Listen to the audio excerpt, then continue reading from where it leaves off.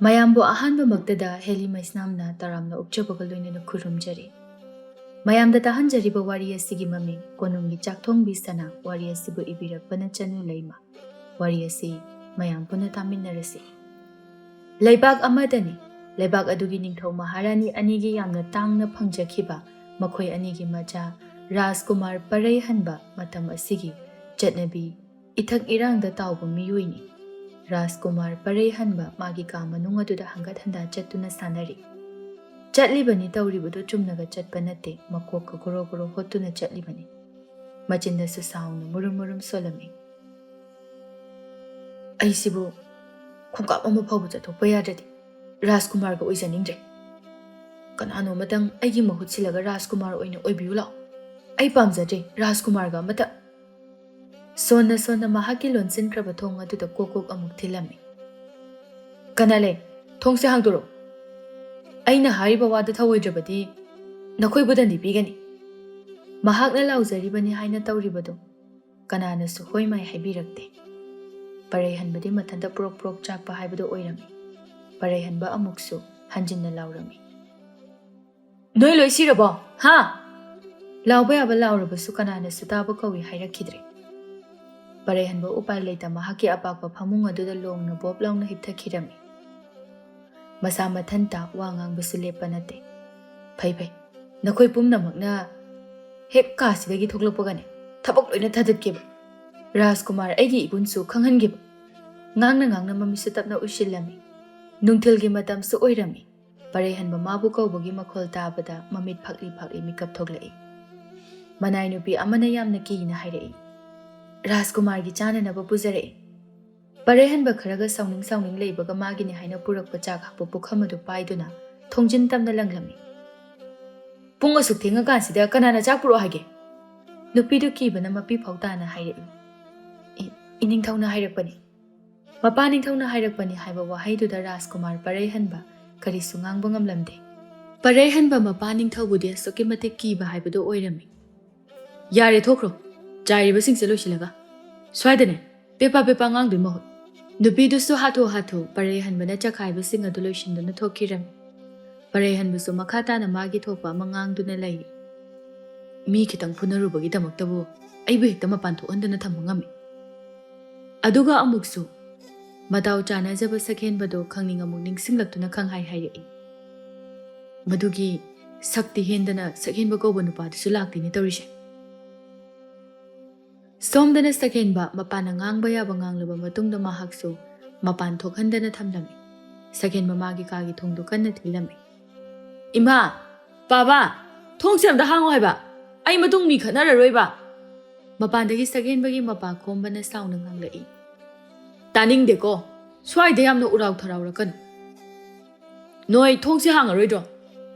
ꯍꯥꯡꯉꯔꯣꯏ ꯍꯥꯡꯉꯔꯣꯏ, ꯉꯥꯎꯁꯤꯟꯅꯔꯗꯤ ꯀꯥꯗꯨꯗ ꯑꯗꯨꯝ ꯂꯩꯕ ꯇꯥꯕꯅꯤ꯫ ꯐꯔꯦ ꯐꯔꯦ, ꯑꯩ ꯆꯥꯛ ꯑꯝꯇ ꯆꯥꯔꯣꯏꯕ꯫ ꯆꯥꯅꯤꯡꯉꯒ ꯆꯥꯎ, ꯆꯥꯅꯤꯡꯗ꯭ꯔꯒ ꯇꯣꯛꯎ꯫ ꯍꯣ ꯄꯥꯕꯥ, ꯊꯣꯡꯁꯦ ꯑꯝꯇꯗꯤ ꯍꯥꯡꯉꯣꯕ, ꯑꯩ ꯈꯣꯡ ꯍꯥꯝꯅꯤꯡꯉꯦꯕ꯫ ꯈꯣꯡ ꯍꯥꯝꯅꯤꯡꯉꯒꯅꯅꯦ ꯑꯗꯨꯋꯥꯏꯗ ꯑꯗꯨꯝ ꯍꯥꯝꯖꯤꯜꯂꯨ, ꯁ꯭ꯋꯥꯏꯗ ꯆꯕꯦꯠ ꯆꯕꯦꯠ ꯉꯥꯡꯉꯛꯀꯅꯨ꯫ ꯁꯛꯍꯦꯟꯕ ꯀꯞꯉꯥꯡ ꯑꯃꯨꯛ ꯇꯧꯔꯒ ꯃꯃꯥꯕꯨ ꯀꯧꯔꯛꯏ꯫ ꯏꯃꯥ, ꯄꯥꯕꯗ ꯍꯥꯏꯅꯔꯒ ꯊꯣꯡꯁꯦ ꯑꯝꯇ ꯍꯥꯡꯍꯜꯂꯣꯕ꯫ ꯃꯆꯥꯅ ꯂꯥꯎꯔꯤꯕꯗꯨ ꯊꯔꯣꯁꯨ ꯇꯥꯔꯤꯕꯅꯤꯅ ꯈꯨꯝꯂꯛꯏ꯫ ꯑꯩ ꯈꯪꯗꯦꯀꯣ, ꯅꯄꯥꯒ ꯍꯥꯏꯅꯧ꯫ ꯏꯃꯥ, ꯅꯪꯁꯨ ꯄꯥꯕꯗꯧꯅ ꯑꯩ ꯅꯨꯡꯁꯤꯗ꯭ꯔꯕ ꯅꯠꯇ꯭ꯔꯣ?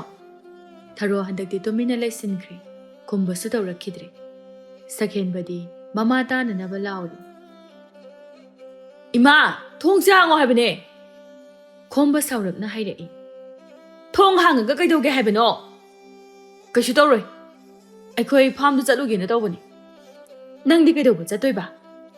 ꯁꯨꯝ ꯌꯦꯡꯁꯤꯟꯕꯅꯤ꯫ ꯌꯥꯔꯦ ꯌꯥꯔꯦ, ꯅꯪꯅ ꯌꯦꯡꯗ꯭ꯔꯕꯁꯨ ꯌꯥꯔꯅꯤ, ꯌꯦꯡꯁꯤꯟꯅꯕ ꯃꯤ ꯃꯌꯥꯝ ꯑꯃ ꯊꯝꯃꯤ, ꯅꯪꯉꯣꯟꯗꯒ ꯌꯦꯡꯁꯤꯟꯕꯤꯌꯨ ꯍꯥꯏꯗꯦꯀꯣ꯫ ꯁꯛꯍꯦꯟꯕ ꯃꯄꯥꯒꯤ ꯋꯥꯍꯩꯗꯨꯗ ꯃꯊꯟꯇ ꯄ꯭ꯔꯣꯛ ꯄ꯭ꯔꯣꯛ ꯆꯥꯛꯆꯔꯝꯃꯤ꯫ ꯃꯆꯤꯟꯗꯁꯨ ꯃꯨꯔꯨꯝ ꯃꯨꯔꯨꯝ ꯁꯣꯜꯂꯤ꯫ ꯃꯗꯨꯒꯤ ꯃꯍꯥꯁꯣꯏꯗꯨꯁꯨ ꯍꯧꯖꯤꯛ ꯐꯥꯎꯕ ꯂꯥꯛꯇꯦ꯫ ꯑꯩꯀꯣ ꯏ ꯌꯥꯝ ꯀꯥꯏꯗ ꯈꯜꯂꯨꯔꯒ ꯃꯗꯨꯒꯤ ꯌꯣꯡ ꯃꯥꯟꯕ ꯑꯉꯥꯡꯁꯤꯡ ꯑꯗꯣ ꯈꯪꯐꯨ ꯍꯦꯛ ꯐꯨꯅꯤꯡꯉꯛꯏ, ꯃꯈꯣꯏꯅ ꯂꯣꯏꯅ ꯊꯣꯛꯍꯟꯕ ꯉꯥꯛꯇꯅꯤ꯫ ꯊꯔꯣ ꯃꯥꯁꯨ ꯃꯆꯥꯅ ꯂꯥꯎꯕ ꯂꯦꯞꯈꯤꯕꯗꯨꯗ ꯃꯄꯨꯔꯣꯏꯕꯗ ꯑꯣꯟꯁꯤꯟꯗꯨꯅ ꯍꯥꯏꯔꯛꯏ꯫ ꯅꯨꯄꯥ, ꯏꯕꯨꯡꯉꯣꯗꯣ ꯂꯥꯎꯕ ꯇꯥꯈꯤꯗ꯭ꯔꯦ, ꯃꯥꯒꯤ ꯀꯥꯗꯒ ꯀꯩꯀꯩ ꯇꯧꯔꯝꯗꯣꯏꯅꯣ ꯑꯩ ꯌꯥꯝ ꯄꯥꯈꯠꯂꯤ꯫ ꯈꯣꯝꯕ ꯃꯥꯒꯤ ꯅꯨꯄꯤꯗ ꯆꯩꯍꯜꯂꯛꯏ꯫ ꯍꯩ, ꯅꯪꯃꯁꯨ ꯀꯩꯁꯨ ꯇꯧꯔꯣꯏ ꯅꯆꯥꯗꯣ ꯃꯊꯟꯇ ꯁꯤꯖꯒꯗꯕ ꯑꯉꯥꯡ ꯅꯠꯇꯦ ꯑꯗꯨꯕꯣꯕ ꯁꯣꯏꯕ ꯈꯣꯠꯄꯁꯦ ꯇꯝꯕ ꯉꯝꯕ ꯅꯠꯇꯦꯗꯅ ꯑꯩꯈꯣꯏ ꯑꯅꯤꯒꯤꯗꯤ ꯏꯆꯥꯁꯤ ꯈꯛꯇꯅꯤ ꯅꯪꯁꯨ ꯉꯁꯤꯅꯦ ꯐꯥꯒꯤꯗꯒꯤ ꯑꯩꯒꯤ ꯈꯨꯠꯇ ꯁꯤꯕ ꯁꯣꯏꯔꯣꯏꯀꯣ ꯊꯔꯣ ꯐꯝꯂꯝꯕꯗꯒꯤ ꯐꯨꯛ ꯍꯧꯒꯠꯇꯨꯅ ꯀꯔꯤꯅꯣ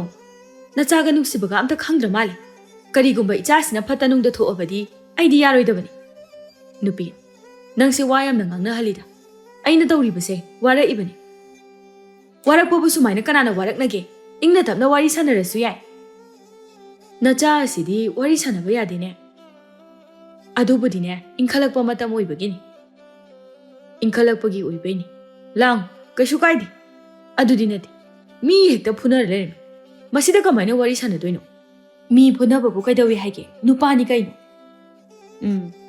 ꯅꯪ ꯑꯗꯒꯤ ꯐꯥꯒꯤꯗꯒꯤ ꯅꯄꯥꯝ ꯌꯧꯕ ꯁꯣꯏꯔꯣꯏ ꯀꯔꯤ ꯑꯩꯁꯤꯕꯨ ꯅꯪꯅ ꯍꯦꯛꯇ ꯏꯄꯥꯝꯗ ꯍꯜꯂꯨ ꯍꯥꯏꯔꯒ ꯍꯟꯒꯗ꯭ꯔꯣ ꯃꯥꯒꯤ ꯅꯨꯄꯤꯒ ꯑꯣꯟꯁꯤꯟꯅꯕ ꯉꯝꯗ꯭ꯔ ꯃꯥꯜꯂꯦ ꯈꯣꯝꯕꯁꯨ ꯍꯧꯒꯠꯇꯨꯅ ꯊꯣꯛꯈꯤꯔꯝꯃꯤ ꯊꯔꯣꯁꯨ ꯉꯥꯡꯍꯧꯔꯤ ꯃꯁꯦ ꯃꯆꯥ ꯅꯨꯡꯁꯤꯕꯒ ꯑꯝꯇ ꯈꯪꯉꯝꯃꯣꯏ ꯍꯥꯏꯅ ꯄꯥꯈꯪ ꯑꯅꯤꯗꯨꯁꯨ ꯑꯐꯥꯎꯕ ꯑꯅꯩꯕ ꯁꯥꯈꯩ ꯃꯤ ꯈꯠꯅꯔꯨꯔꯕꯅꯤ ꯂꯣꯏꯔꯦ ꯅꯨꯃꯤꯠ ꯅꯤꯅꯤ ꯍꯨꯝꯅꯤ ꯃꯄꯥꯟ ꯊꯣꯛꯍꯟꯗꯕꯤ ꯀꯥꯒꯤ ꯊꯣꯡ ꯑꯗꯨ ꯂꯣꯟꯁꯤꯟꯗꯨꯅ ꯊꯝꯂꯝꯂꯕꯗ ꯑꯅꯤꯗꯨꯗꯤ ꯀꯞꯇꯦꯗ ꯈꯥꯛꯂꯤ ꯄꯔꯩꯍꯟꯕ ꯃꯥꯁꯨ ꯃꯊꯟꯇ ꯇꯧꯐꯝ ꯈꯪꯗ ꯏꯁꯧ ꯄꯪꯂꯥꯡꯗ ꯂꯥꯡꯕ ꯍꯥꯏꯕꯗꯨ ꯑꯣꯏꯔꯝꯃꯤ ꯉꯁꯤꯁꯨ ꯃꯥꯒꯤ ꯀꯥꯒꯤ ꯄꯣꯠꯆꯩ ꯑꯔꯩꯕꯈꯩ ꯑꯗꯨ ꯂꯣꯏꯅ ꯆꯈꯥꯏꯔꯝꯃꯤ ꯔꯥꯖꯀꯨꯃꯥꯔꯒ ꯑꯝꯇ ꯑꯣꯏꯖꯅꯤꯡꯗ꯭ꯔꯦ ꯁꯤ ꯌꯧꯔꯗꯤ ꯑꯩꯅꯦ ꯔꯥꯖꯀꯨꯃꯥꯔꯒ ꯑꯝꯇ ꯑꯣꯏꯔꯝꯗ꯭ꯔꯕꯅꯤ ꯉꯔꯥꯡ ꯅꯍꯥꯟꯅ ꯁꯪꯁꯥꯔ ꯄꯨꯝꯕ ꯀꯣꯏꯔꯅꯤ ꯔꯥꯖꯀꯨꯃꯥꯔ ꯍꯦꯛ ꯑꯣꯏꯁꯤꯜꯂꯨꯗꯅ ꯀꯣꯏꯕ ꯌꯥꯗ꯭ꯔꯦ ꯃꯁꯤ ꯄꯨꯝꯅꯃꯛ ꯑꯩꯕꯨ ꯅꯤꯡꯊꯧꯒꯤ ꯃꯆꯥ ꯑꯣꯏꯅ ꯄꯣꯛꯄꯤꯔꯝꯕꯒꯤꯅꯤ ꯑꯩꯅꯅꯦ ꯊꯕꯛ ꯑꯝꯇ ꯇꯧꯕꯗ ꯐꯥꯖꯤꯟ ꯄꯨꯟꯁꯤꯟꯗꯨꯅ ꯊꯝꯂꯤꯕꯁꯦ ꯑꯁꯨꯝꯅ ꯉꯥꯡꯂꯤꯉꯩ ꯃꯄꯥꯟꯗꯒꯤ ꯊꯣꯡ ꯑꯗꯨ ꯈꯪꯉꯥꯡ ꯍꯥꯡꯗꯣꯔꯛꯏ ꯄꯔꯩꯍꯟꯕꯁꯨ ꯉꯥꯡꯂꯝꯕꯗꯒꯤ ꯆꯞ ꯂꯦꯞꯇꯨꯅ ꯊꯣꯡꯖꯤꯟꯂꯣꯝꯗ ꯌꯦꯡꯂꯛꯏ ꯅꯤꯡꯊꯧ ꯋꯥꯡꯂꯦꯝ ꯃꯅꯥꯏ ꯃꯁꯜ ꯀꯌꯥꯒ ꯂꯣꯏꯅꯅ ꯃꯆꯥꯒꯤ ꯃꯥꯡꯗ ꯂꯦꯞꯂꯝꯃꯤ ꯋꯥꯡꯂꯦꯝ ꯃꯆꯥꯅ ꯆꯈꯥꯏꯔꯤꯕꯁꯤꯡ ꯑꯗꯨꯗ ꯌꯦꯡꯗꯨꯅ ꯍꯥꯏꯔꯛꯏ ꯅꯪꯅ ꯆꯈꯥꯏꯔꯤꯕꯁꯤꯡ ꯑꯗꯨ ꯀꯅꯥꯅ ꯂꯣꯏꯁꯤꯟꯅꯤꯅ ꯇꯧꯔꯤꯕ ꯄꯔꯩꯍꯟꯕ ꯃꯥꯁꯨ ꯊꯧꯁꯥꯗ ꯈꯨꯝꯂꯛꯏ ꯂꯣꯏꯁꯤꯟꯅꯕ ꯃꯌꯥꯝ ꯂꯩꯔꯤꯁꯤꯗꯤ ꯆꯩꯈꯥꯏꯕꯅ ꯅꯪꯅ ꯆꯈꯥꯏꯔꯒ ꯂꯣꯏꯁꯤꯟꯕꯅ ꯃꯤꯉꯣꯟꯗ ꯂꯣꯏꯁꯤꯜꯂꯨ ꯍꯥꯏꯒꯗꯕꯒꯤ ꯃꯍꯨꯠꯇ ꯅꯁꯥꯅ ꯑꯗꯨꯝ ꯂꯣꯏꯁꯤꯜꯂꯨ ꯑꯩ ꯇꯜꯂꯤꯗ ꯔꯥꯖꯀꯨꯃꯥꯔ ꯀꯅꯥꯅ ꯐꯤ ꯂꯣꯏꯁꯤꯟꯅꯒꯦ ꯂꯣꯏꯁꯤꯟꯅꯕꯗꯨꯅꯅꯦ ꯍꯥꯏꯔꯤꯁꯦ ꯑꯩ ꯉꯝꯃꯔꯣꯏ ꯅꯪꯅ ꯉꯝꯃꯔꯣꯏ ꯍꯥꯏꯔꯕꯅꯤꯅ ꯅꯨꯃꯤꯠ 4 ꯁꯥꯡꯊꯅ ꯃꯐꯝ ꯑꯁꯤꯗ ꯂꯦꯡꯗꯅ ꯂꯩꯕ ꯇꯥꯕꯅꯤ ꯄꯔꯩꯍꯟꯕ ꯄꯥꯈꯠꯅ ꯍꯥꯊꯨ ꯁꯠ ꯍꯥꯏꯔꯛꯏ ꯑꯩ ꯂꯣꯏꯁꯤꯜꯂꯣꯗꯅ ꯍꯧꯖꯤꯛ ꯑꯩꯒꯤ ꯃꯥꯡꯗ ꯄꯔꯩꯍꯟꯕ ꯃꯥꯅ ꯆꯈꯥꯏꯔꯤꯕ ꯐꯤꯁꯤꯡ ꯑꯗꯨ ꯂꯣꯏꯁꯤꯜꯂꯝꯃꯤ ꯅꯤꯡꯊꯧ ꯋꯥꯡꯂꯦꯝꯁꯨ ꯃꯆꯥꯅ ꯇꯧꯔꯤꯕꯁꯤꯡ ꯑꯗꯨꯗ ꯌꯦꯡꯗꯨꯅ ꯍꯥꯏꯔꯛꯏ ꯐꯤꯗꯣ ꯐꯖꯅ ꯊꯨꯞꯆꯤꯟꯗꯨꯅ ꯃꯐꯝ ꯆꯥꯅ ꯊꯝꯃꯨ ꯄꯔꯩꯍꯟꯕ ꯃꯥꯁꯨ ꯃꯄꯥꯅ ꯍꯥꯏꯔꯤꯕꯅꯤ ꯁꯥꯗꯅ ꯐꯤꯁꯤꯡ ꯑꯗꯨ ꯊꯨꯞꯄ ꯍꯩꯕꯣꯏ ꯍꯩꯇꯕꯣꯏ ꯇꯧꯗꯨꯅ ꯎꯄꯨꯗ ꯃꯐꯝ ꯆꯥꯅ ꯊꯝꯂꯝꯃꯤ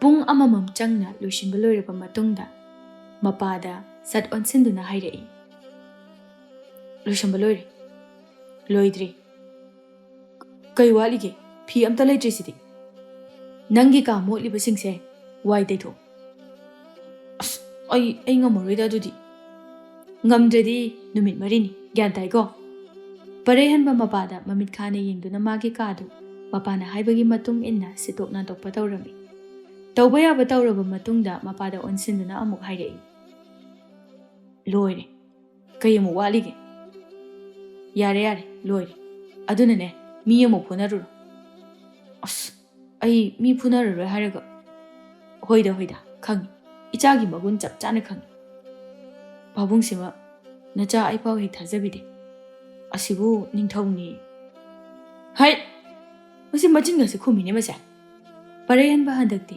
ꯂꯥꯟꯖꯗꯕ ꯑꯃꯒꯨꯝꯅ ꯃꯃꯥꯏ ꯅꯣꯟꯊꯗꯨꯅ ꯂꯩꯔꯝꯃꯤ ꯅꯤꯡꯊꯧ ꯋꯥꯡꯂꯦꯝꯁꯨ ꯃꯆꯥꯗ ꯌꯦꯡꯂꯗꯨꯅ ꯍꯥꯏꯔꯛꯏ ꯍꯟꯗꯛꯃꯨꯛꯇꯤꯅꯦ ꯃꯤ ꯐꯨꯅꯩ ꯈꯠꯅꯩ ꯍꯥꯏꯕ ꯄꯥꯎ ꯇꯥꯔꯕ ꯏꯄꯥꯕꯨ ꯐꯠꯇꯦ ꯍꯥꯏꯒꯅꯨꯀꯣ ꯍꯣꯏ ꯄꯥꯕꯨꯡ ꯅꯤꯡꯊꯧ ꯋꯥꯡꯂꯦꯝꯁꯨ ꯃꯆꯥꯒꯤ ꯀꯥꯗꯒꯤ ꯊꯣꯛꯈꯤꯔꯝꯃꯤ ꯃꯄꯥ ꯍꯦꯛ ꯊꯣꯛꯈꯤꯕꯒ ꯔꯥꯖꯀꯨꯃꯥꯔ ꯄꯔꯩꯍꯟꯕꯁꯨ ꯁꯒꯦꯟꯕꯒꯤ ꯃꯅꯥꯛ ꯇꯝꯅ ꯍꯥꯊꯨ ꯂꯥꯛꯂꯝꯃꯤ ꯄꯔꯩꯍꯟꯕ ꯁꯒꯦꯟꯕꯒꯤ ꯁꯪꯒꯥꯏ ꯌꯧꯔꯕꯗ ꯁꯒꯦꯟꯕꯗ ꯍꯦꯛꯇ ꯏꯁꯧ ꯂꯥꯡꯒꯦ ꯈꯟꯗꯨꯅ ꯂꯥꯛꯄꯅꯤ ꯑꯗꯨꯕꯨ ꯑꯣꯟꯅ ꯇꯩꯅꯕꯗ ꯁꯒꯦꯟꯕꯁꯨ ꯃꯥꯅ ꯇꯧꯕꯒꯨꯝꯅ ꯀꯥ ꯋꯥꯏ ꯇꯩꯗꯨꯅ ꯂꯩꯔꯝꯃꯤ ꯃꯗꯨ ꯎꯕꯗ ꯄꯔꯩꯍꯟꯕ ꯑꯁꯥꯎꯕꯒꯗꯨ ꯁ꯭ꯋꯥꯏ ꯃꯥꯡꯈꯤꯗꯨꯅ ꯍꯦꯛꯇ ꯀꯟꯅ ꯅꯣꯛꯈꯠꯂꯛꯏ ꯀꯩꯗꯧꯔꯤꯕ ꯅꯪ ꯑꯗꯨꯗ ꯁꯒꯦꯟꯕ ꯃꯃꯤꯠ ꯄꯩꯅ ꯄꯔꯩꯍꯟꯕꯗ ꯌꯦꯡꯗꯨꯅ ꯍꯥꯏꯔꯛꯏ ꯅꯃꯤꯠꯇꯨ ꯎꯗ꯭ꯔꯣ ꯋꯥꯏꯇꯩꯁꯦ ꯆꯨꯝꯅ ꯁꯨꯝ ꯍꯪꯕꯗ ꯔꯥꯖꯀꯨꯃꯥꯔ ꯑꯃꯗ ꯕꯦꯕꯥꯔ ꯂꯩꯇꯕ ꯋꯥ ꯉꯥꯡꯂꯤꯗꯨꯕꯨ ꯅꯪ ꯂꯣꯏ ꯊꯥꯎ ꯍꯥꯏꯕ꯭ꯔꯣ? ꯊꯥꯕꯤꯔꯣ, ꯂꯣꯏꯒꯗꯣ ꯊꯥꯕꯤꯔꯣ. ꯑꯩꯅꯦ ꯅꯣꯏꯒꯤ ꯀꯣꯅꯨꯡꯁꯤꯗ ꯂꯩꯖꯅꯤꯡꯗ꯭ꯔꯕꯅꯤ. ꯅꯪꯅ ꯂꯣꯏ ꯊꯥꯕ ꯌꯥꯝꯅ ꯄꯥꯝꯂꯕꯅꯤꯅ ꯑꯩꯅꯦ ꯅꯪ ꯂꯣꯏ ꯁꯨꯛꯊꯥ ꯊꯥꯔꯣꯏ. ꯀꯣꯅꯨꯡꯒꯤ ꯀꯩꯁꯨꯝꯁꯪꯗꯨꯗ ꯍꯦꯛꯇ ꯅꯝꯁꯟꯒꯦ. ꯍꯟꯗꯛꯀꯤ ꯋꯥꯍꯩ ꯑꯗꯨꯗꯗꯤ ꯁꯒꯦꯟꯕ ꯄꯔꯩꯍꯟꯕꯗ ꯁꯨꯛꯂꯞ ꯌꯦꯡꯂꯒ ꯍꯥꯏꯔꯛꯏ. ꯅꯤꯡꯊꯧꯒꯤ ꯃꯆꯥ ꯑꯣꯏꯔꯦꯅ ꯎꯁꯤꯠꯇꯕꯗꯤ ꯇꯧꯔꯛꯀꯅꯨꯀꯣ. ꯑꯩꯅ ꯍꯧꯖꯤꯛ ꯁꯥꯎꯅꯤꯡꯉꯛꯇꯅ ꯆꯥꯏꯅꯗꯣꯏꯅꯤ. ꯋꯥꯗꯣ ꯍꯥꯏꯕ ꯂꯣꯏꯕꯗ ꯉꯥꯏꯔꯤ ꯃꯄꯥꯒꯤ ꯑꯁꯥꯎꯕ ꯈꯣꯟꯖꯦꯜꯅ ꯀꯟꯇꯛ ꯇꯧꯅ ꯍꯥꯏꯔꯛꯄ ꯑꯗꯨ ꯈꯪꯇꯥ ꯇꯥꯔꯛꯏ. ꯉꯥꯡꯅꯤꯡꯉꯤ ꯍꯥꯏꯗꯨꯅ ꯔꯥꯖꯀꯨꯃꯥꯔ ꯑꯃꯗ ꯊꯧꯒꯂꯣꯟ ꯕꯦꯕꯥꯔ ꯌꯥꯎꯗꯕ ꯋꯥꯉꯥꯡ ꯑꯗꯨ ꯉꯥꯡꯒꯅꯨ ꯍꯥꯏꯕꯁꯤ ꯌꯥꯗꯦꯅꯦ ꯅꯪ. ꯁꯒꯦꯟꯕ ꯃꯄꯥꯒꯤ ꯈꯣꯟꯖꯦꯜ ꯑꯗꯨꯗ ꯏꯊꯛ ꯊꯛꯀꯠꯅ ꯃꯄꯥꯗ ꯌꯦꯡꯂꯛꯏ. ꯈꯣꯝꯕꯁꯨ ꯃꯈꯥ ꯇꯥꯔꯛꯏ. ꯔꯥꯖꯀꯨꯃꯥꯔꯗ ꯂꯥꯜꯂꯦ ꯍꯥꯏꯖꯧꯅꯦ ꯅꯪꯕꯣ. ꯑꯁꯨꯛ ꯌꯥꯝꯅ ꯃꯆꯣꯛ ꯃꯄꯥꯛ ꯅꯥꯏꯗꯕ ꯑꯉꯥꯡꯁꯤꯕꯨ ꯀꯔꯤꯅꯣ ꯍꯥꯏꯕꯅꯤꯗ. ꯔꯥꯖꯀꯨꯃꯥꯔ ꯄꯔꯩꯍꯟꯕꯗꯤ ꯁꯒꯦꯟꯕꯗ ꯀꯔꯦꯝꯅꯅ ꯅꯣꯛꯁꯤꯜꯂꯝꯃꯤ. ꯁꯒꯦꯟꯕꯗꯤ ꯁꯥꯎꯅꯤꯡꯅ ꯄꯔꯩꯍꯟꯕꯗ ꯌꯦꯡꯂꯝꯃꯤ. ꯃꯆꯥꯒꯤ ꯃꯇꯧ ꯑꯁꯤꯗ ꯈꯣꯝꯕꯁꯨ ꯈꯣꯟꯖꯦꯜ ꯋꯥꯎꯔꯞꯅ ꯃꯆꯥꯗ ꯌꯦꯡꯗꯨꯅ ꯍꯥꯏꯔꯛꯏ. ꯂꯥꯜꯂꯦ ꯍꯥꯏꯌꯨꯅꯦ ꯅꯪꯕꯣ. ꯁꯒꯦꯟꯕ ꯎꯄꯥꯏ ꯂꯩꯇ ꯄꯔꯩꯍꯟꯕꯗ ꯌꯦꯡꯗꯨꯅ ꯍꯥꯏꯅꯤꯡꯗ ꯍꯥꯏꯔꯛꯏ. ꯔꯥꯖꯀꯨꯃꯥꯔ ꯑꯩ ꯂꯥꯜꯂꯦ. ꯍꯣꯏꯗ ꯀꯩꯁꯨ ꯀꯥꯏꯗꯦ. ꯌꯥꯝꯅ ꯒ꯭ꯌꯥꯟ ꯇꯥꯕ ꯏꯪ ꯇꯞꯄ ꯁꯥꯗꯨꯅꯒ ꯍꯥꯏꯔꯤꯕꯅꯤ. ꯈꯣꯝꯕꯁꯨ ꯃꯆꯥꯗ ꯄꯩꯔꯞ ꯌꯦꯡꯗꯨꯅ ꯊꯣꯛꯈꯤꯔꯝꯃꯤ. ꯃꯄꯥ ꯍꯦꯛ ꯊꯣꯛꯈꯤꯕꯒ ꯁꯒꯦꯟꯕ ꯑꯁꯥꯎꯕ ꯄꯨꯝꯕ ꯐꯨꯗꯣꯔꯛꯏ. ꯅꯄꯥ ꯅꯤꯡꯊꯧ ꯑꯣꯏꯔꯕꯅꯤꯅ ꯔꯥꯖꯀꯨꯃꯥꯔ ꯑꯣꯏꯔꯦꯅ ꯄꯪꯃꯨꯛꯇ ꯃꯨꯛꯂꯛꯀꯅꯨ. ꯑꯩꯅ ꯍꯧꯖꯤꯛ ꯁꯥꯎꯅꯤꯡꯗꯅꯅꯦ ꯔꯥꯖꯀꯨꯃꯥꯔꯒ ꯇꯞꯇꯥꯏ ꯐꯨꯗꯠꯂꯝꯃ ꯆꯠꯈꯤꯗꯣꯏꯅꯤ. ꯅꯪꯅ ꯆꯦꯟꯒꯦꯅ ꯀꯌꯥꯝ ꯆꯦꯟꯗꯣꯏꯅꯣ? ꯉꯝꯃꯗꯤ ꯍꯦꯛꯇ ꯆꯦꯟꯈꯣꯅꯦ. ꯃꯁꯤ ꯎꯁꯤꯠꯇꯦꯅꯦ. ꯌꯥꯔꯦ ꯏꯕꯨꯡꯉꯣ. ꯑꯩꯁꯨ ꯈꯣꯏꯗꯧꯁꯦ ꯁꯥꯎꯅꯤꯡꯉꯒ ꯅꯪꯉꯣꯟꯗ ꯏꯁꯧ ꯂꯥꯡꯁꯤꯟꯒꯦꯅ ꯂꯥꯛꯄꯅꯤ. ꯑꯗꯨꯕꯨ ꯅꯪꯒꯤ ꯅꯇꯧ ꯎꯕꯗ ꯏꯁꯧ ꯂꯥꯡꯒꯗꯧꯕ ꯇꯜꯂꯦ. ꯅꯪꯗꯤ ꯀꯩ ꯃꯔꯝ ꯂꯩꯗꯨꯅ ꯁꯥꯎꯅꯤꯡꯉꯤꯕ? ꯍꯣ ꯁꯛ, ꯑꯩꯁꯨꯅꯦ ꯏꯄꯥ ꯅꯤꯡꯊꯧꯅ ꯅꯍꯥꯟꯗꯒꯤꯅꯦ ꯀꯥꯗꯒꯤ ꯃꯄꯥꯟ ꯊꯣꯛꯍꯟꯗꯅ ꯊꯝꯃꯤꯁꯤ. ꯉꯁꯤꯗ ꯋꯥꯏ ꯁꯤꯠꯄ ꯇꯩꯕ ꯇꯧꯔꯒ ꯅꯥꯟꯊꯣꯔꯛꯇꯨꯅ ꯅꯪꯒꯤ ꯅꯥꯛꯇ ꯂꯥꯛꯏꯁꯤꯅꯤ. ꯁꯒꯦꯟꯕꯁꯨ ꯍꯧꯖꯤꯛ ꯈꯛꯇꯗ ꯅꯣꯛꯊꯣꯔꯛꯇꯨꯅ ꯔꯥꯖꯀꯨꯃꯥꯔꯅꯕꯨ ꯋꯥꯏ ꯇꯩꯕ ꯍꯥꯏꯅ ꯑꯩꯅ ꯈꯔ ꯐꯔꯝꯃꯦꯅꯦ ꯇꯧꯔꯤꯁꯤ. ꯅꯪꯅꯦ ꯌꯥꯝ ꯊꯤꯅ ꯐꯕ ꯍꯦꯟꯈ꯭ꯔꯦ ꯑꯩꯉꯣꯟꯗꯒꯤ. ꯈꯜꯂꯨꯔꯒ ꯑꯩꯗꯤꯅꯦ ꯃꯤꯅꯥꯏ ꯃꯌꯥꯝꯒꯤ ꯃꯃꯥꯡꯗꯨꯗꯅꯤ ꯋꯥꯏ ꯇꯩꯔꯤꯁꯤ. ꯍꯣꯏꯅꯦ ꯆꯨꯝꯃꯤ. ꯊꯕꯛ ꯁꯨꯕꯤ ꯂꯩꯅ ꯅꯪ ꯋꯥꯏ ꯇꯩꯔꯕꯅꯤꯀꯣ. ꯃꯗꯨꯒꯤ ꯈꯜꯂꯨꯕꯗ ꯅꯨꯡꯉꯥꯏꯇꯕꯅꯅꯦ ꯍꯦꯟꯈꯤꯗꯨꯅ ꯅꯥꯇꯣꯟꯗꯒꯤ ꯃꯍꯤ ꯆꯦꯟꯊꯔꯛꯏꯍꯦ. ꯑꯁ ꯇꯨꯒꯠꯆꯩꯍꯦ. ꯑꯁꯨꯝꯅ ꯑꯅꯤꯗꯣ ꯍꯥꯟꯅꯒꯤ ꯃꯇꯧꯒꯨꯝ ꯍꯥꯃꯨ ꯃꯈꯣꯏ ꯑꯅꯤꯒꯤ ꯊꯣꯛꯄ ꯋꯥ ꯉꯥꯡꯅꯗꯨꯅ ꯂꯩꯔꯝꯃꯤ. ꯁꯣꯝꯗꯅ ꯁꯅꯥ ꯁꯥꯏꯀꯜ ꯃꯉꯣꯟꯗꯒꯤ ꯍꯦꯟꯅ ꯆꯥꯎꯕ ꯑꯃ ꯊꯧꯔꯗꯨꯅ ꯂꯥꯎꯗꯨꯅ ꯃꯍꯥꯛꯀꯤ ꯃꯇꯥꯔꯣꯏ ꯆꯥꯟꯅꯕꯤ ꯀꯦꯕꯤ ꯍꯣꯏꯗ ꯂꯥꯛꯂꯝꯃꯤ. ꯀꯦꯕꯤ ꯃꯥꯁꯨ ꯁꯅꯥꯒꯤ ꯃꯈꯣꯜ ꯇꯥꯕꯗ ꯏꯃꯨꯡꯗꯒꯤ ꯆꯦꯟꯊꯣꯔꯛꯇꯨꯅ ꯍꯥꯏꯔꯛꯏ. ꯀꯅꯥ ꯀꯩꯗꯧꯕ ꯌꯥꯎꯔꯒꯦ? ꯃꯤ ꯁꯤꯕ ꯌꯥꯎꯔꯕꯣ? ꯌꯦꯡꯉꯨꯁꯤ ꯂꯥꯛꯑꯣ. ꯑꯅꯤꯗꯨ ꯇꯤꯟꯅꯕꯅꯤ ꯍꯥꯏꯕꯗ ꯆꯞ ꯆꯥꯏ. ꯑꯃꯅ ꯍꯦꯟꯗꯦ ꯑꯃꯅ ꯋꯥꯠꯇꯦ. ꯑꯃꯗꯨꯁꯨ ꯑꯗꯨꯃꯛ ꯈꯨꯝꯂꯛꯏ. ꯀꯅꯥ ꯁꯤꯗꯣꯔꯤꯒꯦ? ꯂꯩꯀꯥꯏꯁꯤꯗ ꯃꯤ ꯁꯤꯗꯕ ꯌꯥꯝ ꯀꯨꯏꯔꯦ. ꯑꯩꯗꯤ ꯄꯥꯕꯨ ꯄꯥꯈꯠꯂꯨꯔꯦ. ꯅꯪꯒꯤ ꯅꯋꯣꯡꯁꯤꯗꯗꯤ ꯂꯥꯟ ꯂꯥꯛꯄ ꯃꯤ ꯁꯤꯕꯗꯨ ꯃꯉꯥꯏꯈ꯭ꯔꯦ. ꯋꯥꯍꯩꯗꯨ ꯍꯥꯏꯗꯨꯅ ꯁꯣꯔ ꯁꯥꯡꯅꯁꯨ ꯍꯣꯟꯇꯣꯛꯂꯝꯃꯤ. ꯁꯅꯥꯃꯥꯁꯨ ꯀꯦꯕꯤꯒꯤ ꯃꯥꯡꯒꯣꯜ ꯙꯥꯔꯤ ꯑꯗꯨꯗ ꯀꯣꯛ ꯂꯥꯎꯅ ꯍꯦꯛꯇ ꯐꯝꯊꯗꯨꯅ ꯍꯥꯏꯔꯛꯏ. ꯀꯦꯕꯤ, ꯅꯣꯏꯒꯤ ꯆꯥꯅꯤꯡꯉꯥꯏ ꯊꯛꯅꯤꯡꯉꯥꯏꯒ ꯑꯝꯇ ꯂꯩꯇ꯭ꯔꯕꯣ? ꯈꯤꯇ ꯆꯥꯒꯦ. ꯀꯗꯥꯏꯗꯒꯤ ꯆꯥꯅꯅꯕꯅꯣ? ꯁꯤꯀꯤ ꯑꯃ ꯐꯥꯎꯕ ꯂꯩꯇꯦ. ꯑꯩꯁꯨ ꯅꯣꯏꯗ ꯂꯥꯛꯀꯦ ꯈꯜꯂꯝꯃꯤꯕꯅꯤ. ꯅꯣꯏꯗꯁꯨ ꯂꯥꯛꯄꯤꯔꯤ. ꯆꯥꯅꯅꯕꯁꯨ ꯑꯃꯠꯇ ꯄꯤꯖꯗꯦ. ꯁꯤꯕꯨ ꯏꯃꯥꯟꯅꯕꯤꯅꯤ. ꯌꯥꯝ ꯇꯟꯖꯩꯗ. ꯍꯥꯏꯔꯤꯕ ꯅꯪꯗꯤ ꯑꯩꯅ ꯅꯣꯏꯗ ꯂꯥꯛꯏ ꯃꯌꯥꯝꯗꯨꯕꯨ ꯅꯣꯡꯃꯇ ꯄꯤꯖꯕ꯭ꯔꯥ? ꯍꯣ ꯑꯩꯈꯣꯏꯗꯤ ꯂꯩꯇꯕꯒꯤ ꯄꯤꯖꯗ꯭ꯔꯤꯕ. ꯍꯣ ꯑꯩꯈꯣꯏꯁꯨ ꯂꯩꯇꯕꯩꯅꯤ. ꯌꯥꯔꯦ ꯇꯣꯛꯑꯁꯤ ꯁꯤ ꯋꯥꯁꯤ. ꯀꯣꯟꯅ ꯁꯥꯟꯅꯔꯁꯤ. ꯑꯗꯨꯅꯤ ꯆꯥꯕ ꯊꯛꯄꯒꯤꯅ ꯀꯣꯟꯅꯁꯦꯕ. ꯁꯅꯥ ꯌꯥꯝꯅ ꯂꯨꯕ ꯋꯥ ꯍꯥꯏꯒꯗꯕꯒꯤ ꯃꯇꯥꯒꯨꯝꯅ ꯀꯦꯕꯤꯒꯤ ꯃꯅꯥꯀꯣꯡ ꯃꯌꯥꯗꯨꯗ ꯅꯛꯅ ꯆꯪꯁꯤꯟꯗꯨꯅ ꯍꯥꯏꯔꯛꯏ. ꯑꯩꯈꯣꯏ ꯂꯩꯕꯥꯛꯀꯤ ꯔꯥꯖꯀꯨꯃꯥꯔꯗꯣ ꯌꯥꯝ ꯉꯥꯎꯁꯤꯟꯅꯩ ꯍꯥꯏ. ꯑꯗꯨꯅ ꯉꯥꯎꯁꯤꯟꯅꯕ ꯃꯥꯕꯨ ꯒ꯭ꯌꯥꯟ ꯇꯥꯕꯤ ꯑꯩꯅ ꯁꯦꯟꯅꯅꯤꯡꯉꯦ ꯍꯥꯏꯕ. ꯀꯦꯕꯤ ꯃꯃꯤꯠ ꯄꯩꯔꯞ ꯁꯅꯥꯗ ꯌꯦꯡꯗꯨꯅ ꯍꯥꯏꯔꯛꯏ. ꯌꯥꯝ ꯂꯨꯕ ꯋꯥꯒ ꯑꯣꯏꯔꯝꯗꯧ ꯃꯥꯜꯂꯤ. ꯑꯗꯨꯒꯗꯤ ꯅꯨꯄꯥ ꯁꯦꯟꯅꯕꯒꯤ ꯋꯥ ꯑꯣꯏꯔꯦ. ꯑꯁ ꯅꯪ ꯈꯪꯄꯣꯠꯇꯦ. ꯑꯁꯦꯡꯕꯒꯤ ꯑꯩ ꯔꯥꯖꯀꯨꯃꯥꯔꯗꯣ ꯌꯥꯝ ꯁꯦꯟꯅꯅꯤꯡꯉꯦ ꯍꯥꯏꯕ. ꯒ꯭ꯌꯥꯟ ꯇꯥꯈ꯭ꯔꯕ ꯅꯪꯅ. ꯉꯥꯎꯁꯤꯟꯅꯈ꯭ꯔꯕ ꯔꯥꯖꯀꯨꯃꯥꯔꯗꯣ ꯁꯦꯟꯅꯕꯤꯗꯣꯏꯅꯦꯕꯀꯣ. ꯁꯦꯟꯅꯗꯣꯏꯅꯤ ꯀꯩꯅꯣꯅꯦ. ꯃꯁꯤꯕꯨ ꯑꯩꯅ ꯁꯦꯟꯅꯕꯗꯒꯤ ꯔꯥꯖꯀꯨꯃꯥꯔꯗꯣ ꯉꯥꯎꯁꯤꯟꯅꯕ ꯐꯔꯦ ꯍꯥꯏꯅ ꯂꯩꯕꯥꯛ ꯁꯔꯥ ꯁꯜꯂꯅꯤ. ꯑꯗꯨꯒ ꯑꯩꯅ ꯔꯥꯖꯀꯨꯃꯥꯔꯒꯤ ꯂꯣꯏꯅꯕꯤ ꯁꯅꯥ ꯏꯕꯦꯝꯃ ꯑꯣꯏꯔꯅꯤ.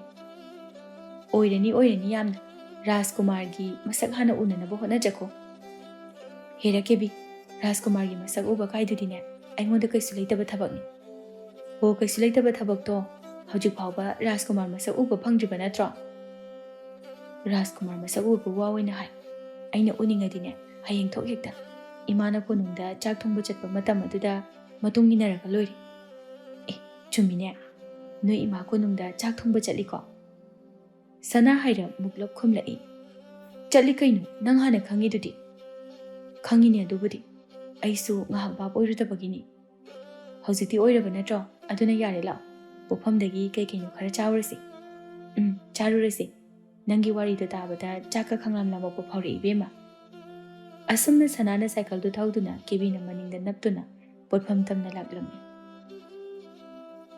ꯁꯥꯏꯀꯜꯗꯨ ꯊꯧꯔꯛꯄꯅ ꯄꯣꯠꯐꯝ ꯐꯝꯂꯤꯕꯒꯤ ꯃꯥꯡ ꯑꯗꯨꯗ ꯁꯥꯏꯀꯜ ꯑꯗꯨ ꯊꯣꯛ ꯍꯦꯛꯇ ꯈꯥꯝꯂꯝꯃꯤ ꯁꯅꯥ ꯃꯥꯒꯤ ꯍꯧꯅꯕꯤ ꯋꯥ ꯀꯟꯅ ꯀꯟꯅ ꯉꯥꯡꯕꯗꯨ ꯍꯧꯔꯛꯏ ꯏꯅꯦ ꯁꯤꯡꯖꯨ ꯈꯔꯒ ꯕꯣꯔꯥ ꯈꯔꯒ ꯍꯥꯟꯅ ꯄꯤꯕꯤꯔꯛꯑꯣ ꯑꯩ ꯆꯥꯛ ꯌꯥꯝ ꯂꯥꯝꯃꯕꯅꯤ ꯄꯤꯁꯛꯁꯨ ꯂꯥꯎꯔꯤꯕꯗꯨ ꯇꯥꯔꯗꯨꯅ ꯍꯥꯏꯔꯛꯏ ꯁꯅꯥ ꯅꯪꯒꯤ ꯂꯥꯎꯕꯁꯦ ꯇꯧꯔꯨꯅꯨ ꯍꯥꯏꯕꯁꯦ ꯁꯨꯛꯌꯥ ꯍꯦꯛ ꯌꯥꯗꯦꯅꯦꯀꯣ ꯏꯅꯦ ꯌꯥꯗꯇꯧꯏꯅꯤ ꯑꯩꯁꯨ ꯍꯦꯛꯇ ꯂꯥꯎꯊꯣꯛꯈꯤꯕ ꯃꯗꯨꯅꯗꯤ ꯅꯌꯨꯝ ꯄꯥꯟꯕ ꯈꯪꯕꯒꯤ ꯋꯥ ꯂꯩꯇꯦ ꯑꯁ ꯏꯅꯦꯁꯤꯁꯨꯕ ꯌꯨꯝ ꯄꯥꯟꯕꯕꯨ ꯋꯥ ꯑꯣꯏꯅ ꯍꯦꯛ ꯇꯧꯔꯗꯅ ꯑꯗꯨꯒꯤ ꯁꯔꯨꯛꯄꯨꯗꯤ ꯀꯥꯟꯅꯗꯦ ꯏꯅꯦ ꯁꯤꯡꯖු ꯕꯣꯔꯥꯗꯣ ꯌꯥꯝ ꯊꯨꯅ ꯄꯨꯊꯣꯔꯛꯑꯣ ꯍꯣꯏꯅꯦꯍꯦ ꯉꯥꯏꯍꯥꯛꯇꯤ ꯉꯥꯏꯌꯨꯗꯅ ꯂꯥꯛꯇ ꯉꯥꯏꯔꯤ ꯉꯝꯈꯤꯗ꯭ꯔꯦ ꯃꯁꯤ ꯍꯥꯏꯗꯨꯅ ꯄꯤꯁꯛꯁꯨ ꯕꯣꯔꯥ ꯍꯧꯕꯗꯣ ꯑꯃꯨꯛ ꯃꯥꯏ ꯑꯣꯟꯁꯤꯟꯈꯤꯔꯝꯃꯤ ꯉꯥꯏꯍꯥꯛꯀꯤ ꯃꯇꯨꯡꯗ ꯁꯤꯡꯖꯨ ꯕꯣꯔꯥꯗꯨ ꯄꯨꯊꯣꯔꯛꯇꯨꯅ ꯑꯅꯤꯗꯨ ꯌꯥꯝꯅ ꯍꯥꯎꯅ ꯁꯤꯡꯖꯨꯒ ꯕꯣꯔꯥꯒꯗꯨ ꯆꯥꯔꯤ ꯀꯦꯕꯤ ꯁꯤꯡꯖꯨꯗꯨ ꯆꯥꯅ ꯍꯥꯏꯔꯝꯃꯤ ꯏꯅꯦꯒꯤ ꯁꯤꯡꯖꯨꯁꯦ ꯉꯁꯤꯗꯤ ꯌꯥꯝꯅ ꯍꯥꯎꯋꯦ ꯍꯥꯏꯕ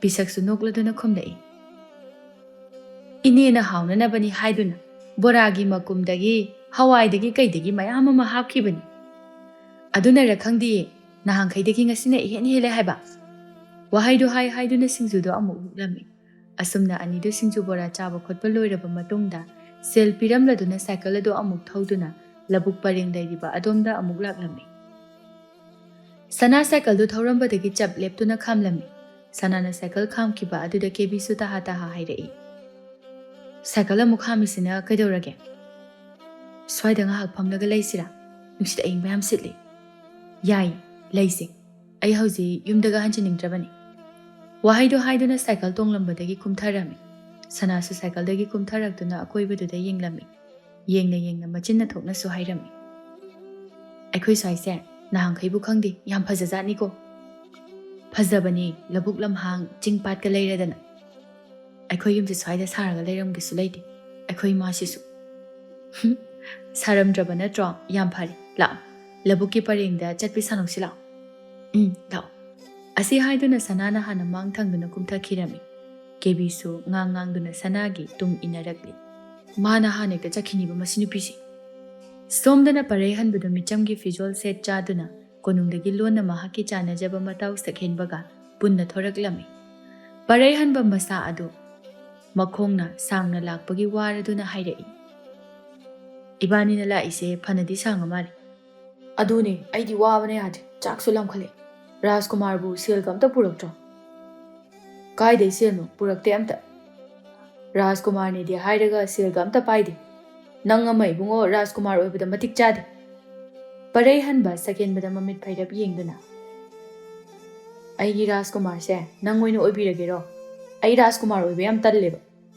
ꯇꯟꯖꯩ ꯔꯥꯖꯀꯨꯃꯥꯔꯒ ꯑꯣꯏꯖꯅꯤꯡꯗꯦ ꯅꯈꯣꯏꯒꯤ ꯔꯥꯖꯀꯨꯃꯥꯔꯒꯤ ꯆꯠꯅ ꯄꯊꯥꯞꯇꯣ ꯑꯩ ꯀꯌꯥ ꯍꯩꯅꯔꯣꯏ ꯑꯩꯁꯨ ꯍꯩꯅꯗꯕꯅ ꯂꯣꯏꯔꯕꯅꯤ ꯑꯩꯅ ꯄꯥꯝꯂꯤꯕ ꯃꯑꯣꯡꯁꯤꯒ ꯀꯔꯤ ꯅꯨꯡꯒꯤ ꯔꯥꯖꯀꯨꯃꯥꯔ ꯑꯣꯏꯔꯝꯂꯤꯕꯅꯣ ꯍꯥꯏꯕꯗꯨ ꯍꯦꯛ ꯌꯧꯏ ꯔꯥꯖꯀꯨꯃꯥꯔ ꯑꯣꯏꯕꯒꯤ ꯋꯥꯔꯤꯁꯦ ꯇꯣꯛꯑꯁꯤ ꯁ꯭ꯋꯥꯏꯗ ꯉꯥꯏꯍꯥꯛ ꯐꯝꯈꯤꯁꯤ ꯏꯪ ꯂꯥꯎꯕ ꯅꯨꯡꯁꯤꯠ ꯌꯥꯝ ꯁꯤꯠꯂꯦꯕ ꯑꯁꯤ ꯍꯥꯏꯗꯨꯅ ꯅꯥꯄꯤ ꯃꯊꯛ ꯑꯗꯨꯗ ꯍꯦꯛꯇ ꯐꯝꯊꯔꯝꯃꯤ ꯄꯔꯩꯍꯟꯕꯁꯨ ꯁꯛꯍꯦꯟꯕꯒꯤ ꯅꯥꯀꯟꯗ ꯐꯝꯊꯅ ꯍꯥꯏꯔꯛꯏ ꯅꯪꯅꯁꯨ ꯍꯥꯟꯅ ꯍꯧꯗꯣꯛꯑꯝꯃꯒ ꯋꯥꯔꯤ ꯇꯣꯛꯑꯁꯤ ꯀꯥꯏꯅ ꯃꯁꯤ ꯔꯥꯖꯀꯨꯃꯥꯔ ꯑꯩꯒꯤ ꯏꯒꯨꯟ ꯈꯪꯍꯜꯂꯒꯦ ꯈꯪꯍꯟꯒꯦꯁꯨ ꯀꯣꯟꯅ ꯈꯪꯍꯜꯂꯣ ꯌꯥꯔꯦ ꯂꯧꯕꯨꯛ ꯂꯝꯍꯥꯡꯁꯤꯡꯁꯦ ꯑꯝꯇ ꯍꯥꯟꯅ ꯌꯦꯡꯈꯣ ꯁꯛꯍꯦꯟꯕꯅ ꯍꯥꯏꯕꯒꯤ ꯃꯇꯨꯡ ꯏꯟꯅ ꯄꯔꯩꯍꯟꯕꯁꯨ ꯑꯀꯣꯏꯕꯗꯨꯗ ꯃꯤꯠꯌꯦꯡ ꯊꯝꯂꯛꯏ ꯍꯥꯏꯁꯨ ꯍꯥꯏꯕꯅꯤ ꯃꯐꯝꯗꯣ ꯑꯁꯨꯛꯀꯤ ꯃꯇꯤꯛ ꯏꯪꯅ ꯐꯖꯕ ꯍꯥꯏꯕꯗꯨ ꯑꯣꯏꯔꯝꯃꯤ ꯄꯔꯩꯍꯟꯕ ꯃꯥꯁꯨ ꯃꯐꯝ ꯑꯗꯨ ꯌꯦꯡꯅ ꯃꯕꯨꯛꯅꯤꯡꯗ ꯑꯁꯨꯝꯅ ꯈꯜꯂꯛꯏ ꯃꯤꯅ ꯍꯥꯏꯅꯩ ꯀꯣꯅꯨꯡꯁꯦ ꯌꯥꯝꯅ ꯐꯖꯩ ꯍꯩꯀꯣꯜ ꯂꯩꯀꯣꯜꯇꯅ ꯊꯜꯂꯦ ꯍꯥꯏꯗꯨꯅ ꯑꯗꯨꯕꯨ ꯑꯩꯒꯤ ꯏꯐꯝꯗꯗꯤ ꯀꯣꯅꯨꯡꯒꯤ ꯑꯣꯏꯕ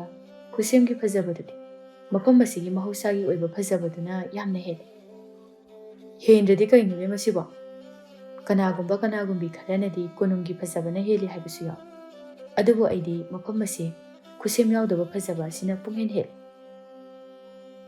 ꯉꯁꯤꯗꯤ ꯀꯩꯅꯣꯅꯦ ꯖꯥꯠ ꯖꯥꯠꯀꯤ ꯋꯥ ꯌꯥꯝ ꯉꯥꯡꯉꯤꯗ꯫ ꯄꯔꯩꯍꯟꯕ ꯁꯒꯦꯟꯕꯗ ꯄꯩꯔꯞ ꯌꯦꯡꯗꯨꯅ ꯍꯥꯏꯔꯛꯏ꯫ ꯄꯨꯛꯅꯤꯡꯗꯒꯤ ꯊꯣꯔꯛꯄ ꯋꯥ ꯈꯤꯇꯪ ꯉꯥꯡꯖꯕꯁꯤꯐꯥꯎ ꯍꯦꯛ ꯊꯨꯒꯥꯏꯕꯤꯗ꯫ ꯊꯨꯒꯥꯏꯕ ꯅꯠꯆꯗꯤ ꯉꯥꯡꯊꯣꯔꯛꯏꯗꯣ ꯌꯥꯝ ꯄꯛꯆꯗꯕ꯫ ꯄꯔꯩꯍꯟꯕ ꯃꯥꯁꯨ ꯁꯒꯦꯟꯕꯗꯒꯤ ꯃꯥꯏ ꯂꯩꯊꯣꯔꯛꯇꯨꯅ ꯅꯥꯄꯤ ꯃꯊꯛꯇ ꯂꯩꯔꯤꯕ ꯂꯩꯕꯥꯛ ꯑꯗꯨ ꯈꯨꯟꯀꯠꯇꯨꯅ ꯂꯪꯕ ꯁꯥꯟꯅꯔꯨꯏ꯫ ꯂꯩꯕꯥꯛꯇꯨ ꯂꯪꯊꯣꯛꯈꯤꯕ ꯃꯤꯀꯨꯞ ꯐꯥꯗꯦ ꯅꯨꯄꯤ ꯑꯃꯒꯤ ꯈꯣꯟꯖꯦꯜꯅ ꯈꯪꯂꯥꯎ ꯂꯧꯔꯛꯏ꯫ ꯑꯌꯣꯃ ꯁꯤꯔꯦ! ꯀꯅꯥꯅꯣ ꯊꯣꯔꯥꯏ ꯃꯆꯥꯖꯥ? ꯅꯨꯄꯤꯗꯨꯒꯤ ꯑꯌꯥꯛꯄ ꯈꯣꯟꯖꯦꯜꯗꯨ ꯇꯥꯕꯗ ꯅꯨꯄꯥ ꯑꯅꯤꯗꯨꯁꯨ ꯁꯠ ꯂꯥꯎꯅ ꯉꯛꯅ ꯅꯨꯄꯤꯗꯨꯒꯤ ꯃꯥꯏꯀꯩꯗ ꯌꯦꯡꯂꯛꯏ꯫ ꯅꯨꯄꯥ ꯑꯅꯤꯗꯨꯅ ꯌꯦꯡꯂꯛꯄꯒ ꯁꯅꯥꯃꯥꯅꯁꯨ ꯅꯨꯄꯥ ꯑꯅꯤꯗꯨꯗ ꯌꯦꯡꯂꯛꯄꯒ ꯍꯦꯛ ꯃꯤꯆꯥꯟꯅꯔꯨꯏ ꯑꯍꯨꯝꯗꯨ꯫ ꯁꯅꯥꯃꯥꯗꯤ ꯍꯦꯛꯇ ꯅꯨꯄꯥ ꯑꯅꯤꯗꯨꯗ ꯌꯦꯡꯗꯨꯅ ꯂꯥꯛꯊꯔꯛꯏ꯫ ꯀꯅꯥꯅꯣ? ꯅꯕꯥꯅꯤꯒꯤ ꯃꯅꯨꯡꯗ ꯑꯩꯉꯣꯟꯗ ꯅꯨꯡꯅ ꯊꯣꯝꯃꯛꯏꯗꯣ? ꯀꯅꯥꯅꯣ? ꯁꯅꯥꯒꯤ ꯁꯞꯇ꯭ꯔ ꯑꯗꯨꯗ ꯁꯒꯦꯟꯕꯗꯤ ꯃꯥꯅ ꯅꯠꯇꯦ ꯍꯥꯏꯕꯒꯨꯝꯅ ꯃꯉꯛ ꯑꯗꯨ ꯐꯦꯠ ꯐꯦꯠ ꯍꯥꯏꯔꯛꯏ꯫ ꯁꯅꯥ ꯁꯒꯦꯟꯕꯗ ꯌꯦꯡꯂꯝꯕꯗꯒꯤ ꯄꯔꯩꯍꯟꯕꯗ ꯊꯣꯛ ꯑꯣꯟꯁꯤꯟꯗꯨꯅ ꯍꯥꯏꯔꯛꯏ꯫ ꯑꯩꯉꯣꯟꯗ ꯀꯩ ꯅꯨꯡꯉꯥꯏꯇꯕ ꯂꯩꯒꯦ? ꯅꯪꯅ ꯑꯩꯕꯨ ꯅꯨꯡꯅ ꯊꯣꯝꯃꯒ ꯍꯥꯠꯀꯦ ꯇꯧꯔꯤꯗꯤ? ꯄꯔꯩꯍꯟꯕ ꯀꯩꯁꯨ ꯊꯋꯥꯏ ꯏꯁꯥ ꯁꯥꯗꯅ ꯈꯨꯛꯇꯣꯔꯛꯏ꯫ ꯅꯨꯡꯅ ꯊꯣꯝꯕ ꯅꯠꯇꯦ, ꯂꯩꯕꯥꯛꯅ ꯊꯣꯝꯈꯤꯕꯅꯤ꯫ ꯅꯪꯗꯤ ꯀꯩꯒꯤ ꯑꯩꯅ ꯂꯩꯕꯥꯛꯅ ꯊꯣꯝꯂꯛꯄ ꯃꯥꯏꯀꯩꯗꯨꯗ ꯂꯩꯌꯨ ꯍꯥꯏꯒꯦ? ꯁꯅꯥ ꯏꯄꯤꯛ ꯍꯦꯛ ꯄꯤꯛꯑꯗꯅ ꯃꯈ꯭ꯋꯥꯡꯒ ꯃꯦꯠꯂꯗꯨꯅ ꯄꯔꯩꯍꯟꯕꯗ ꯁꯥꯎꯅ ꯌꯦꯡꯗꯨꯅ ꯍꯥꯏꯔꯛꯏ꯫ ꯑꯁꯨꯛ ꯆꯥꯎꯕ ꯑꯩꯁꯦ ꯎꯗ꯭ꯔꯈꯩ ꯅꯪꯅ ꯂꯩꯕꯥꯛꯅ ꯊꯣꯝꯂꯛꯑꯒ ꯑꯩꯉꯣꯟꯗ ꯍꯦꯛꯇ ꯑꯣꯟꯁꯤꯜꯂꯛꯄ ꯌꯥꯕ꯭ꯔꯣ? ꯌꯥꯗꯅ ꯑꯣꯟꯁꯤꯜꯂꯤꯅꯤ꯫ ꯌꯥꯕ꯭ꯔꯕꯨ ꯀꯩꯅꯣ? ꯀꯩ ꯆꯥꯟꯅꯔꯤꯒꯦ ꯏꯕꯦꯝꯃ? ꯑꯦ ꯃꯁꯤꯗꯤ ꯃꯤ ꯌꯥꯝ ꯎꯁꯤꯠꯇꯦꯅ꯫ ꯅꯪ ꯑꯩꯅ ꯍꯧꯖꯤꯛ ꯁꯥꯎꯅꯤꯡꯗꯅ ꯔꯥꯖꯀꯨꯃꯥꯔꯗ ꯍꯥꯏꯗꯣꯛꯑꯒ ꯂꯣꯏ ꯊꯥꯍꯟꯈꯤꯖꯅꯤ꯫ ꯀꯔꯝꯕ ꯔꯥꯖꯀꯨꯃꯥꯔ? ꯑꯩꯈꯣꯏꯒꯤ ꯂꯩꯕꯥꯛ ꯑꯁꯤꯒꯤ ꯔꯥꯖꯀꯨꯃꯥꯔ ꯅꯠꯇ꯭ꯔꯗꯤ ꯅꯪ ꯑꯣꯏꯒꯗ꯭ꯔꯣ? ꯄꯔꯩꯍꯟꯕ ꯀꯔꯦꯝꯅꯅ ꯅꯣꯛꯂꯒ ꯑꯣꯍꯣ ꯑꯩꯈꯣꯏ ꯂꯩꯕꯥꯛꯀꯤ ꯔꯥꯖꯀꯨꯃꯥꯔꯁꯦ ꯔꯥꯖꯀꯨꯃꯥꯔꯅ ꯑꯩꯁꯦ ꯂꯣꯏ ꯊꯥꯍꯟꯅꯤꯕ? ꯍꯣꯏ ꯊꯥꯍꯟꯗꯣꯏꯅꯤ꯫ ꯊꯥꯍꯜꯂꯨꯅꯦ ꯍꯧꯖꯤꯛ ꯑꯝꯇ꯫ ꯍꯟꯗꯛꯃꯨꯛꯇꯤ ꯁꯅꯥꯗꯨ ꯈꯨꯝꯗ꯭ꯔꯤꯉꯩꯗ ꯃꯃꯥꯟꯅꯕꯤ ꯆꯨꯝꯃꯁꯨ ꯂꯥꯜꯂꯁꯨ ꯃꯤꯆꯪ ꯆꯪꯉꯒꯦꯗ ꯂꯩꯖꯕꯤ ꯀꯦꯕꯤꯗꯨ ꯍꯦꯛꯇ ꯄꯔꯩꯍꯟꯕꯗ ꯑꯣꯟꯁꯤꯟꯗꯨꯅ ꯈꯨꯝꯂꯛꯏ꯫ ꯅꯪꯅꯁꯨ ꯏꯃꯥꯟꯅꯕꯤꯁꯤꯗ ꯂꯩꯕꯥꯛꯅ ꯊꯣꯝꯃꯛꯑꯒ ꯍꯦꯛꯇ ꯑꯆꯨꯝꯕ ꯁꯥꯕ ꯌꯥꯕ꯭ꯔꯣ? ꯅꯪ ꯍꯧꯖꯤꯛ ꯀꯦꯕꯤ ꯑꯩꯒꯤ ꯏꯒꯨꯟ ꯈꯪꯍꯜꯂꯨꯔꯣ? ꯀꯦꯕꯤꯒꯤ ꯋꯥꯍꯩꯗꯨ ꯇꯥꯕꯗ ꯁꯒꯦꯟꯕ ꯃꯊꯛꯇ ꯇꯨꯃꯤꯟꯅ ꯁꯣꯜꯂꯝꯃꯤ꯫ ꯑꯁꯤꯃꯁꯨ ꯃꯃꯥꯟꯅꯕꯤꯁꯤꯒ ꯇꯤꯟꯅꯩ ꯍꯥꯏꯕꯗ ꯅꯣꯞꯇꯦꯅꯦ꯫ ꯀꯦꯕꯤꯅ ꯍꯥꯏꯕ ꯂꯣꯏꯕꯒ ꯁꯅꯥꯅ ꯑꯃꯨꯛꯁꯨ ꯍꯥꯏꯔꯛꯏ꯫ ꯅꯪꯅ ꯂꯩꯕꯥꯛꯅ ꯊꯣꯝꯕꯗ ꯄꯥꯟꯐꯝ ꯆꯥꯗꯅ ꯄꯥꯜꯂꯝꯂꯒ ꯁꯤꯔꯝꯃꯗꯤ ꯅꯪ ꯑꯩ ꯁꯤꯡꯕ ꯉꯝꯒꯗ꯭ꯔꯣ? ꯄꯔꯩꯍꯟꯕꯁꯨ ꯀꯥꯛꯅ ꯑꯗꯨꯃꯛ ꯈꯨꯝꯂꯛꯏ꯫ ꯁꯤꯍꯧꯗ꯭ꯔꯕ ꯅꯠꯇ꯭ꯔꯣ? ꯁꯤꯍꯧꯗ꯭ꯔꯕꯗꯤ ꯌꯥꯝ ꯐꯔꯕꯅꯤ꯫ ꯃꯁꯤ ꯃꯤ ꯌꯥꯝ ꯎꯁꯤꯠꯇꯦꯅꯦ꯫ ꯅꯪ ꯀꯩ ꯑꯣꯏꯗꯅ ꯎꯁꯤꯠꯇꯣꯔꯤꯒꯦ? ꯁꯅꯥ ꯅꯣꯀ꯭ꯔꯦꯝ ꯍꯥꯏꯒ꯭ꯔꯦꯝꯅꯗꯨꯅ ꯍꯥꯏꯔꯛꯏ꯫ ꯑꯩꯁꯦ ꯂꯩꯕꯥꯛ ꯑꯁꯤꯒꯤ ꯔꯥꯖꯀꯨꯃꯥꯔꯒꯤ ꯅꯨꯄꯤ ꯁꯅꯥ ꯏꯕꯦꯝꯃ ꯑꯣꯏꯒꯗꯧꯔꯤꯕꯅꯤ꯫ ꯏꯃꯤꯡꯁꯨ ꯁꯅꯥ ꯀꯧꯏ꯫ ꯔꯥꯖꯀꯨꯃꯥꯔꯒꯤ ꯅꯨꯄꯤꯅꯤ ꯍꯥꯏꯕꯗ ꯄꯪꯅꯣꯞꯇꯤ ꯅꯣꯞꯄꯔꯣꯏꯗꯕꯅꯤ꯫ ꯄꯔꯩꯍꯟꯕ ꯁꯅꯥꯒꯤ ꯋꯥꯍꯩꯗꯨ ꯇꯥꯕꯗ ꯁꯅꯥꯒꯤ ꯃꯈꯣꯡꯗꯒꯤꯅ ꯃꯀꯣꯛ ꯐꯥꯎꯕ ꯌꯥꯝꯅ ꯎꯁꯤꯠꯇꯅ ꯀꯔꯦꯝꯅꯅ ꯌꯦꯡꯂꯝꯃꯤ꯫ ꯁꯅꯥ ꯃꯥꯁꯨ ꯄꯔꯩꯍꯟꯕꯒꯤ ꯃꯤꯠꯌꯦꯡ ꯑꯗꯨꯗ ꯍꯩꯅꯗ꯭ꯔꯗꯨꯅ ꯍꯦꯛꯇ ꯂꯥꯎꯅ ꯍꯥꯏꯔꯛꯏ꯫ ꯀꯔꯤ ꯈꯨꯌꯦꯡ ꯂꯥꯌꯦꯡꯅꯣ? ꯌꯥꯝ ꯍꯩꯅꯈꯤꯗ꯭ꯔꯦ꯫ ꯅꯨꯄꯥꯅꯤ ꯀꯥꯏꯅ ꯅꯨꯄꯤꯗ ꯆꯣꯞꯄ ꯍꯦꯛ ꯃꯥꯟꯈꯩ꯫ ꯄꯔꯩꯍꯟꯕ ꯃꯆꯤꯟ ꯆꯤꯡꯂꯞ ꯅꯣꯛꯇꯨꯅ ꯍꯥꯏꯔꯛꯏ꯫ ꯔꯥꯖꯀꯨꯃꯥꯔꯒꯤ ꯅꯨꯄꯤ ꯑꯣꯏꯕ ꯀꯥꯏꯗꯨꯗꯤꯅꯦ ꯅꯃꯪꯗ ꯐꯥꯎꯕ ꯃꯪꯉꯨꯅꯨ꯫ ꯀꯔꯤ? ꯃꯪꯗ ꯐꯥꯎꯕ ꯃꯪꯉꯨꯅꯨ ꯀꯥꯏꯅ? ꯑꯩꯁꯦ ꯍꯧꯖꯤꯛ ꯔꯥꯖꯀꯨꯃꯥꯔ ꯑꯗꯨꯒ ꯅꯨꯡꯁꯤꯅꯔꯤꯕ ꯅꯨꯄꯤꯅꯤ꯫ ꯅꯪꯕꯨ ꯔꯥꯖꯀꯨꯃꯥꯔꯗꯨꯕꯨ ꯃꯁꯛ ꯈꯪꯖꯕ꯭ꯔꯣ? ꯑꯦ ꯅꯨꯡꯁꯤꯅꯩ ꯍꯥꯏꯔꯃꯛꯇꯗ ꯃꯁꯛ ꯈꯪꯕ꯭ꯔꯩ? ꯀꯩ ꯆꯥꯟꯅꯔꯤꯒꯦ ꯏꯕꯨꯡꯉꯣ? ꯁꯒꯦꯟꯕ ꯃꯇꯥꯡ ꯏꯆꯥ ꯆꯥꯗꯅ ꯌꯥꯎꯁꯤꯜꯂꯛꯏ꯫ ꯄꯔꯩꯍꯟꯕꯗ ꯑꯣꯟꯁꯤꯜꯂꯛꯇꯨꯅ ꯔꯥꯖꯀꯨꯃꯥꯔ ꯅꯪꯕꯨ ꯃꯁꯤꯒꯤ ꯃꯆꯤꯟ ꯀꯟꯕꯤ ꯅꯨꯄꯤꯁꯤꯒ ꯅꯨꯡꯁꯤꯅꯔꯨꯔꯕ꯭ꯔꯣ? ꯄꯔꯩꯍꯟꯕ ꯁꯒꯦꯟꯕꯗ ꯄꯩꯔꯞ ꯌꯦꯡꯗꯨꯅ ꯍꯥꯏꯔꯛꯏ꯫ ꯆꯃꯣꯠꯅꯕꯤ ꯆꯤꯟꯒꯟꯕꯤ ꯅꯨꯄꯤꯁꯤꯒ ꯅꯨꯡꯁꯤꯅꯒꯗꯕ ꯔꯥꯖꯀꯨꯃꯥꯔ ꯄꯔꯩꯍꯟꯕ ꯅꯠꯇꯦ꯫ ꯄꯔꯩꯍꯟꯕꯒꯤ ꯋꯥꯍꯩꯗꯨ ꯇꯥꯕꯗ ꯅꯨꯄꯤ ꯑꯅꯤꯗꯨ ꯍꯦꯛꯇ ꯃꯥꯟꯅꯗꯨꯅ ꯅꯣꯛꯈꯠꯂꯛꯏ꯫ ꯀꯔꯤ? ꯔꯥꯖꯀꯨꯃꯥꯔꯅꯤ ꯀꯥꯏꯅ? ꯐꯤꯖꯣꯜ ꯃꯇꯥꯗꯨꯒ ꯔꯥꯖꯀꯨꯃꯥꯔꯒꯁꯨ ꯁꯥꯖꯅꯤꯡꯉꯤ꯫ ꯔꯥꯖꯀꯨꯃꯥꯔ ꯁꯥꯒꯦꯗꯤꯅꯦ ꯐꯤꯖꯦꯠꯇꯨꯗꯪ ꯑꯣꯏꯔꯕꯁꯨ ꯇꯔꯨ ꯇꯅꯥꯟꯅ ꯁꯦꯠ ꯆꯥꯎꯗꯅ꯫ ꯑꯗꯨꯁꯨ ꯅꯠꯇꯦ ꯑꯍꯣꯡꯕ ꯑꯃꯟꯕ ꯑꯃ ꯁꯦꯠꯆꯜꯂꯒ ꯔꯥꯖꯀꯨꯃꯥꯔꯅꯤ ꯅꯣꯛꯄꯨ ꯅꯣꯛꯁꯤꯟꯒꯦ꯫ ꯃꯁꯤ ꯍꯥꯏꯔꯒ ꯃꯌꯥ ꯏꯍꯤ ꯍꯤꯒꯠꯈꯩ ꯀꯟꯅ ꯍꯦꯛꯇ ꯅꯣꯛꯂꯛꯂꯝꯃꯤ꯫ ꯄꯔꯩꯍꯟꯕꯗꯤ ꯑꯅꯤꯗꯨꯒꯤ ꯃꯑꯣꯡ ꯑꯗꯨꯗ ꯈꯣꯏꯗꯧ ꯃꯔꯤꯜ ꯊꯤꯠꯄ ꯍꯥꯏꯕꯗꯨ ꯑꯣꯏꯔꯦ꯫ ꯑꯃꯨꯛꯁꯨ ꯃꯁꯥꯒꯤ ꯐꯤꯖꯣꯜ ꯑꯗꯨꯗꯁꯨ ꯌꯦꯡꯖꯔꯛꯏ꯫ ꯍꯥꯏꯁꯨ ꯍꯥꯏꯕꯅꯤ Fizol ado atang manate ahongba machuga isisidaba amanba fizol ngaktani. Sagen badi nok toira, saw doira, tawfam khangde koi lay layduna layrami. Sanasu noklambadagi chap leptuna hairei. Haujikti khuiramanine akhoigi mangda yamna Rajkumar sajaning khoba. Haujikti kari sare chopedana. Parehanba masu khangli. Mana ngasi nupi ani asiga marai yetnaba thoklagadi. Nupi ani asina henjalaklagani khaladuna tumina laysilami. Sagen basu parehanbana thangai sengnamak tumina laysinkiba aduda parehanbada chirol tawrei. Lona kana tadanaba mawongda. Rajkumar, ngasidi kaidore. Waga ingang ngangradi. Nupi ani sina hela iraba. Rajkumar dagi. Parehanba, sagen bada saurap tawna yenglami. Sanasu, sagen bana parehanbada chirol tawkibada uraduna hekta. Machinda thokna hairei khonjel iyak yakai. Kainu nabani na nupi gi type da chirol tawnaridi. Ha? Kaigino ba? Aikhoigi maramdaga kari kari hainabaino. Hayu dasi. Sagen ba, mangakto hairaga yamna kizabagi mawongda hairei. Sanaibe magi maramda wari karisu sanazade. Adunidana, nangna khara gyan taba mali. Amasidi loire. Ngangna saknaba ngamde. Parehanba sanagi mawong aduda saurabna sagen bada onsinduna hairei. Lao halase, swaida kuina leiradine. Ai mi hatningaktori. Sana amadi kebisu chap manana hairei parehanbagi wahaidu tabada. Kariya, aikhoibu hatningaktori kain. Nangoina hatuuro ha hauzia. Parehanba nupi aniduda nungaini haibagi matagum mamit khana yenglamduna aniduna hairibadu tasinada aduma gam chatkirami. Sagen mamasu parehanbagi tung inara I hatu tauna. Kebi sauna parehanbana chakkibadu yengduna leihori. Kayada usitrino yunguni. Aikhoina wa haibaga se tasinadana chakhrisi yung. Mase, aina sauningagdana. Lukham sida chungkhatlaga napuni se. Yare, nang musu hekte henjilai. Kanade.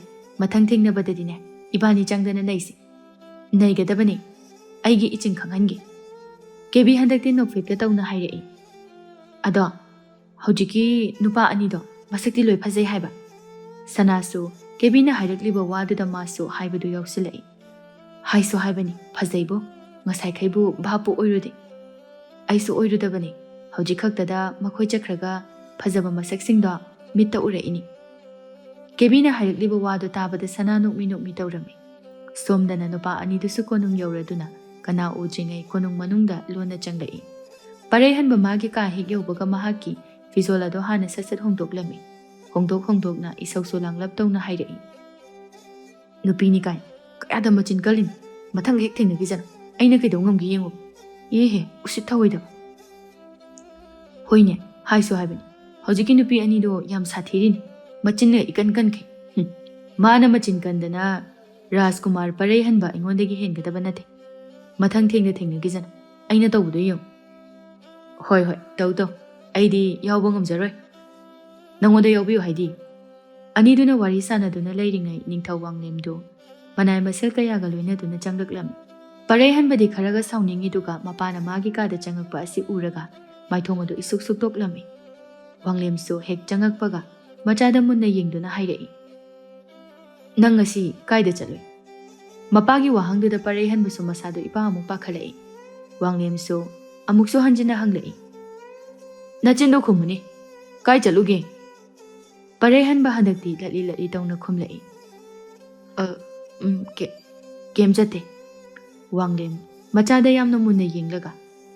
Sengabo. Senge. Ningthau wanglem machada onsilambadagi sagenbada amuk thok onsilai. Sagenba, nakhoi ani kadai chalui. Sagenba su pakhalap tawna khumlai. Kem jate ningthau.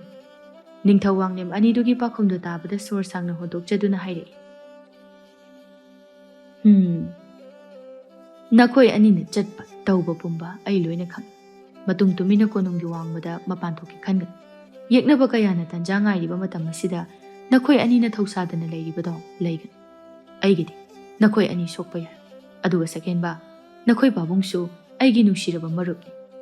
Nangbusu ichagumman aduna nangsu gyan tawko. Aikhoigi angawbusiga paraga ngawsinagan. Sagenba maru luktuna mamaino thaduna khumlai. Hoi ningthau.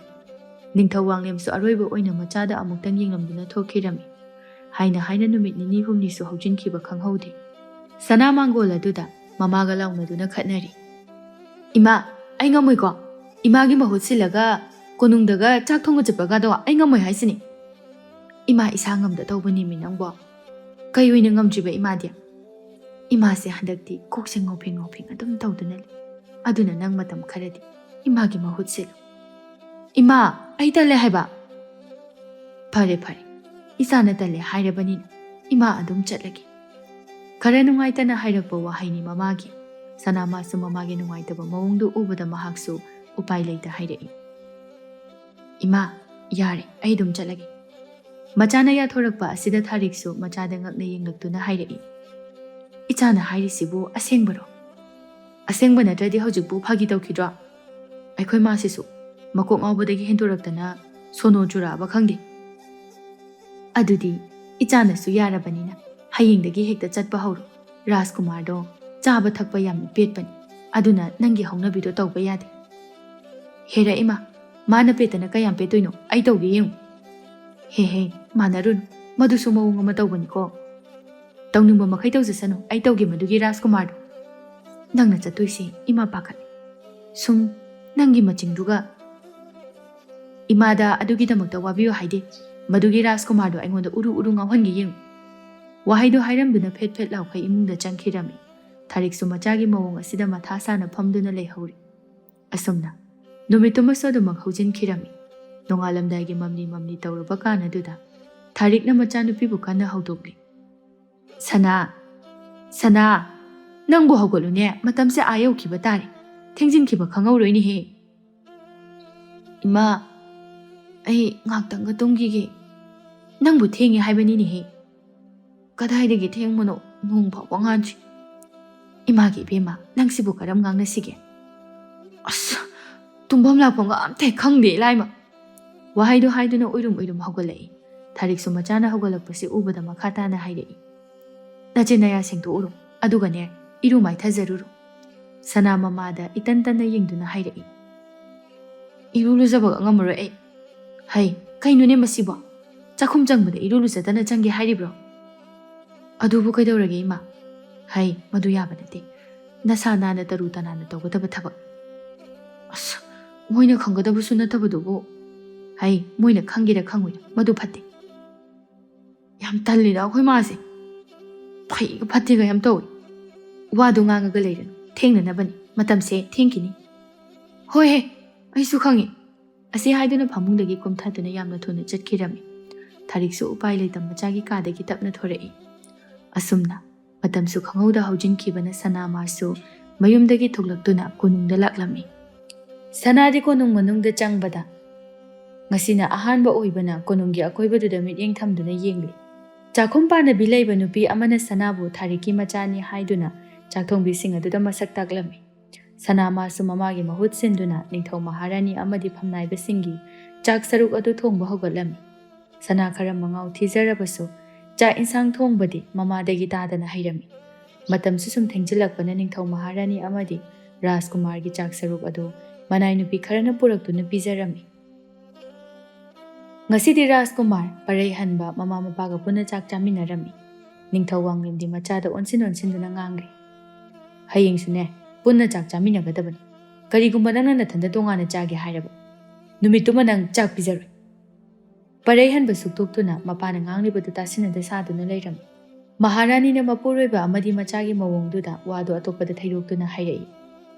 Iningthau ngasigi insang mathilsing asibu kamdawbigi. Yamna haw. Nahan makai hawbuga iman manadi. Adubu kaidawragine nangbu. Maharani tonbi noklaga. Thariki machanupi ama lakpani mamagi mahut silaga aduna thongbani. Haima. Mahaki machanupi ama lei haibaduro. Phana chawramani ni he. Chawramani.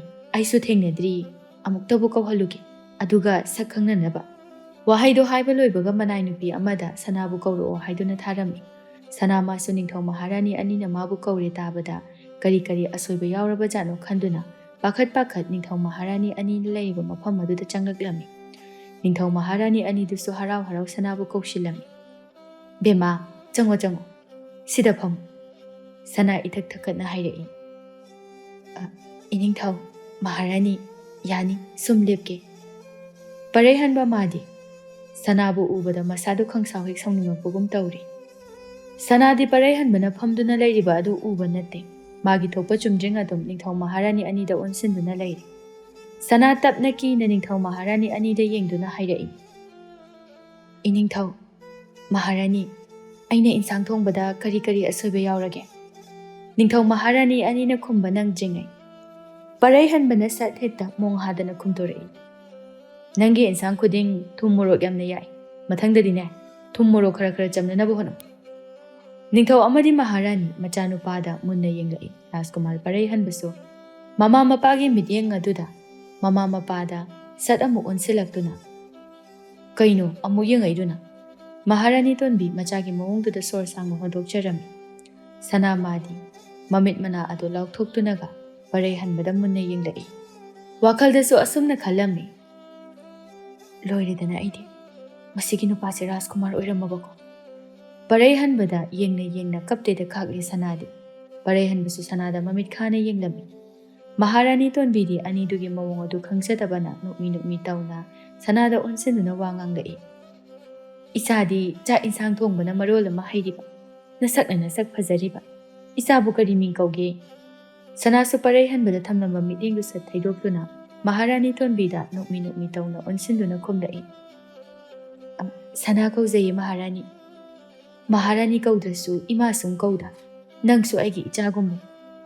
Maharani tonbi micham amagum icham chamna leiba pamjaba miyoi amani. Kauzagi ima. Aduni dana ichasidia. Sanade kirup amu parehanbada yengbasu lepa natte. Parehanba masu sanada mamit khana adumuk yengduna leirami. Maharani tonbisu sanabu chatlo haiduna chathan kirami. Sana mafam adudagi hek thorakpaga. Sorgado chaningtana hek hontokpadagini tungdagi nupa amagi khonjelna usitana hairai. Wangang sangang aduga hairurabadi yamna sel paiba imungi machaga maloi. Adugadi Chakthongbi macha oiraga leiram. Noktung chaningida. Haira iba khonjelo tabada sana phatharuraba mihulado dang chongba horaklami. Parehanbasu prap laktuna sanagi mamanga duda chap hek lipsinduna hairai. Ngasidi kaidorage. Nachina dugamna kalaga khumdriduna. Sana handakti tathak parehanbada yengjarai. Parehanbasu nokrem haigrem nana amuksu hairai. Nahandi nangbu Rajkumargi loinabi sanaibe mo oini kaina haikidai. Hojikti kaidorage haidradi. Sana handakti marai tatli khumlai. Rajkumar, ai soikre. Parehanbadi sanana soikre hairakpa asida mana ngamle haibagi matagum usitana noklami aduba sanada hanna phau hek yengamdana chatpa haurami. Sanasu parehanba chatkre khaladuna mathanta machinna thokna hairai isau langlap tauna. Phai konungda nang ngamlabasu konungi wangma hek thorakpaga aina kaidoba ngamge haibadu yeng. Nangna kaido ngamdorige. Wangang baloibada ngairi nupadugi wahaido tabada sanadi khangprek hek khanglami. Nupa masu chatpa haururabani sanana ngangbudu tabada amu hanjena laktuna sanagi mangduda leplibani. Sana Rajkumar parehanbana mamangmaktada amuk leplerabada akhatna parehanbada yengjarai. Rajkumar parehanbasu sanada chagadaba makhai yengduna hairai. Hayuni nangna kaidaudoinoba nachindu khumune. Sana masu mina henjinba yadaba nupi ama oibana parehanbada hanjin hanglakpa aduda satlangna khumlai handakti. Is aina kaidaudoino haiba natro nangido. Amuksu parehanbada mamit khana yengduna. Rajkumarna aingonda amuk lankre soikre hayange tauba. Sanagi wahaido tabada Rajkumar parehanbado aduma usitana khumlai. Chakthongbigi macha nangna aise lale hayandoinebako. Amuksu sanagi selakliba phizol aduda yengduna hairai. Selakliba phizol mata aduga yam hainade chamo hek lawradana. Masi haiduna sanada usitana noksilamduna chatkirami. Sanasu sauna makhucheje tasinduna lefauri. Haina sanasu mahaki chakthongbagi matam loiraduna mayumda halaklami. Sana mayum hek halakpaga mamagi manakta hana changduna mahak hayingdaki konungda chatlaroi haiduna ningai taurami. Ima, ai tale haiba. Moigi konungdo yam hainade haiba. Rajkumar ni kaina tawriduna mayam chanade. Hainade haiduna yagadro sum chatlaga hainarakadan. Ibema nangbu karam ngangnasige. Adu oireso ai chatpata le haiba. Nangoda punsigi chatlo haiba natedana. Matam khara khakini. Ima nasangamde haidi konung chapado tokpaye. Ima na konungda chatpa tuodi. Seldi kadaidagi lakani. Selgi wabu kaino talaga mai phangzani. Talaga phangni di khang. Ima su khang. Adu bai bema. Ima na hojik kari thabak suduna sel tanga dawriba. Madugi su khal. Nangbu isa phangi sel tanbagi wakhal ikhan khandi. Aduna ima ijadi konungda chatradi chara helaga sirani. Mama na hairiba wado achumba oibana sanama su mamada paithoklamduna mahaki kada changlaklamni. Sananga siti Rajkumar parei hanbana lakchakiba asida mathanda prok chakpa haibadu oirami. Somda su parei hanba magi chanaba mataw sakhenbada pau pumba tamlami. Pau du tamna ani du sunok minari. Ngasidi Rajkumar na thine singibe wani ne. Aidine haying yawhani mana khangba ngamdraban. Khara nairidi yare yamnai birurana nuwaidi. Nupi machado masak ipa fajakai. Yare nang masu minumsiga yam phawbiranu. Minumsi phawbanati nungaide haiba khaktani bunga Rajkumar. Parei hanba sakhenbada isuk sukna yengduna. Yam hainagidre laima. Nangonda hainabiyo haide aikoi. Nangshu ibungo Rajkumar amada bebarde okhak leite. Nangonda bukari bebarno. Aina hojik sauningdana nang arapada loi thajani. Thabiro se. Noigi konungsida leijaningdrabani. Aikoi pabasina konungda thabai tawsiludunani. Aisu yawna konungda leirese. Noi pabana leirasu nangna leinindradi adumak chapikhiba yani. Nangna chatlo hairabanina chatki khalambase chatlaru. Anidugi haunabi marai yetnabido amuk haukhri. Matamsu sum haujinkibana numitusu dumak haujinki. Sanasu nong hek nganbaga konungda hana itantana laklami. Sana mana lakpada konungida laiba mi kharasu chakhumaduda leirami. Sana changlakpa ubada nupi amana asumna hairai. Nangbu khara ngana launi he cha insang sisu yambanina matamse haujinkiba khanghaude. Sanasu nupidugi wahai aduda khajigi kaiba phawrami. Tanjaduda ngasaidagi sana lakpa ngairamba Rajkumar parei hanbasu sanana changkibadu ubada mahaksu matung inaduna changlai. Rajkumar parei hanba changlakpa ubada mayamdo Rajkumar amada utpham thokpa bebaradu utlami. Sanadi magi thokpa amatawduna leiri. Amuk pau chakhumda changlaktaba Rajkumar parei hanbana changlakpa si ubada nupi amana Rajkumar parei hanbada unsinduna hairai. Rajkumar kari awad apa asweba leirabagi takpi unanai singda. Rajkumar parei hanba mong hada hairai. Nakoina chakthonglibado thengbale matungdadi khara ngana naba hono. Amuksu sanada unsinduna nganglai. Konungda thabak tawge hairagadi matam chana lakadaban. Nangna hojik laibase yam thengi. Matungdaga thenglaba nang konungda makhatana thabak tawba yar. Wahaido hairamduna Rajkumar parei hanbadu thokhirami mafam adudagi. Sanama sumayam mamang aduda ikaina lefawri.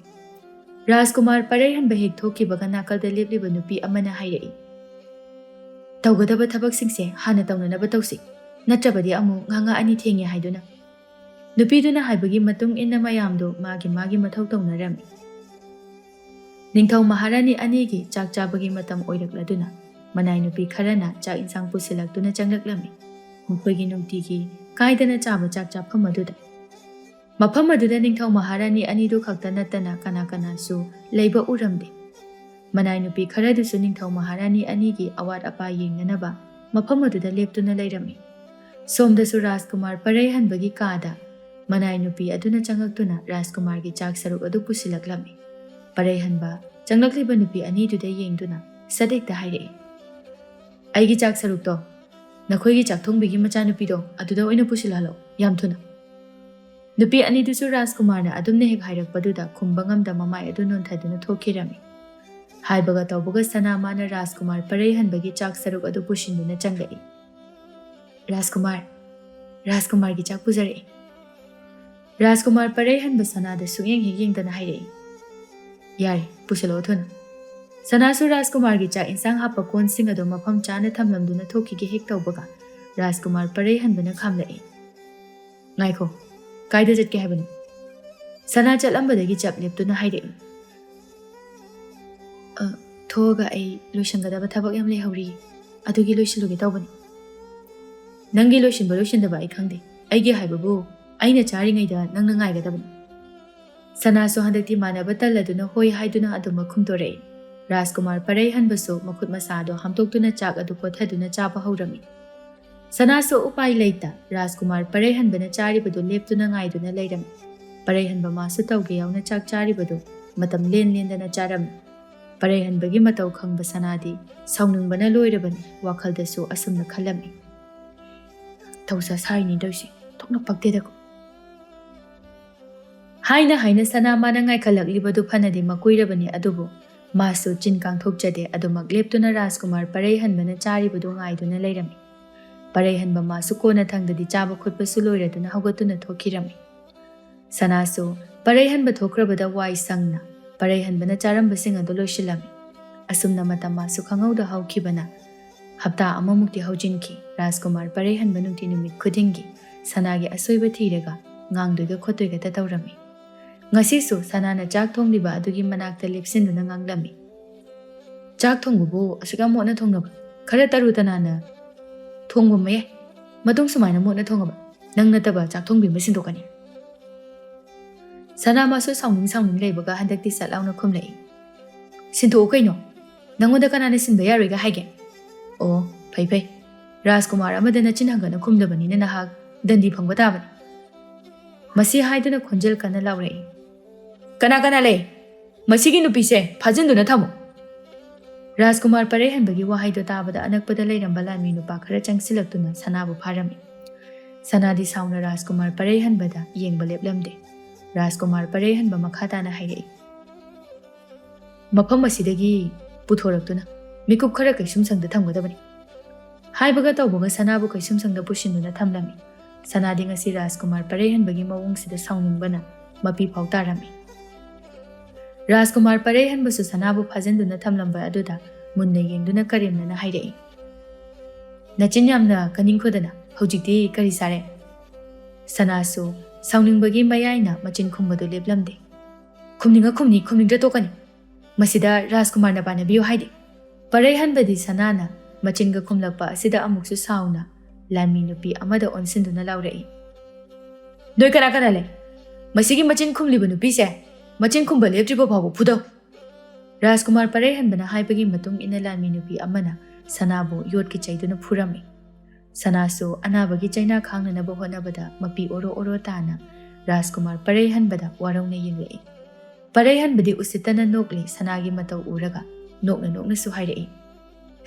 Yare to khara phuredi. Lanmi dusu Rajkumar parei hanbana haibadugi phuba adu toklami. Sanamagi makhongdagi I khaji su tentharaklami. Rajkumar parei hanbasu sanada karimnana yengduna hairei. Matung Rajkumar da nachin khumduna usitraba.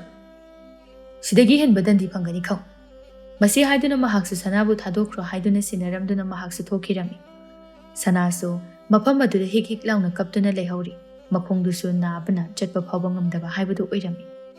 Sanabu phajinduna phui haibagi paudu ningthau maharani anidusu tarami.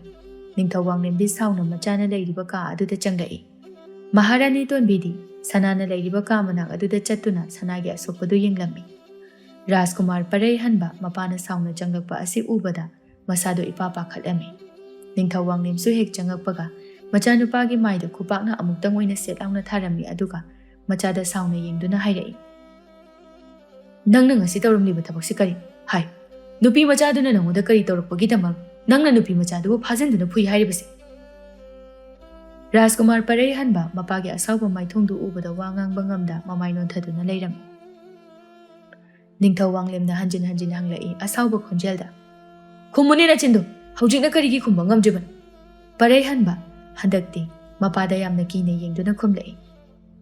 Pabong mana ingonda chin khumakpaini.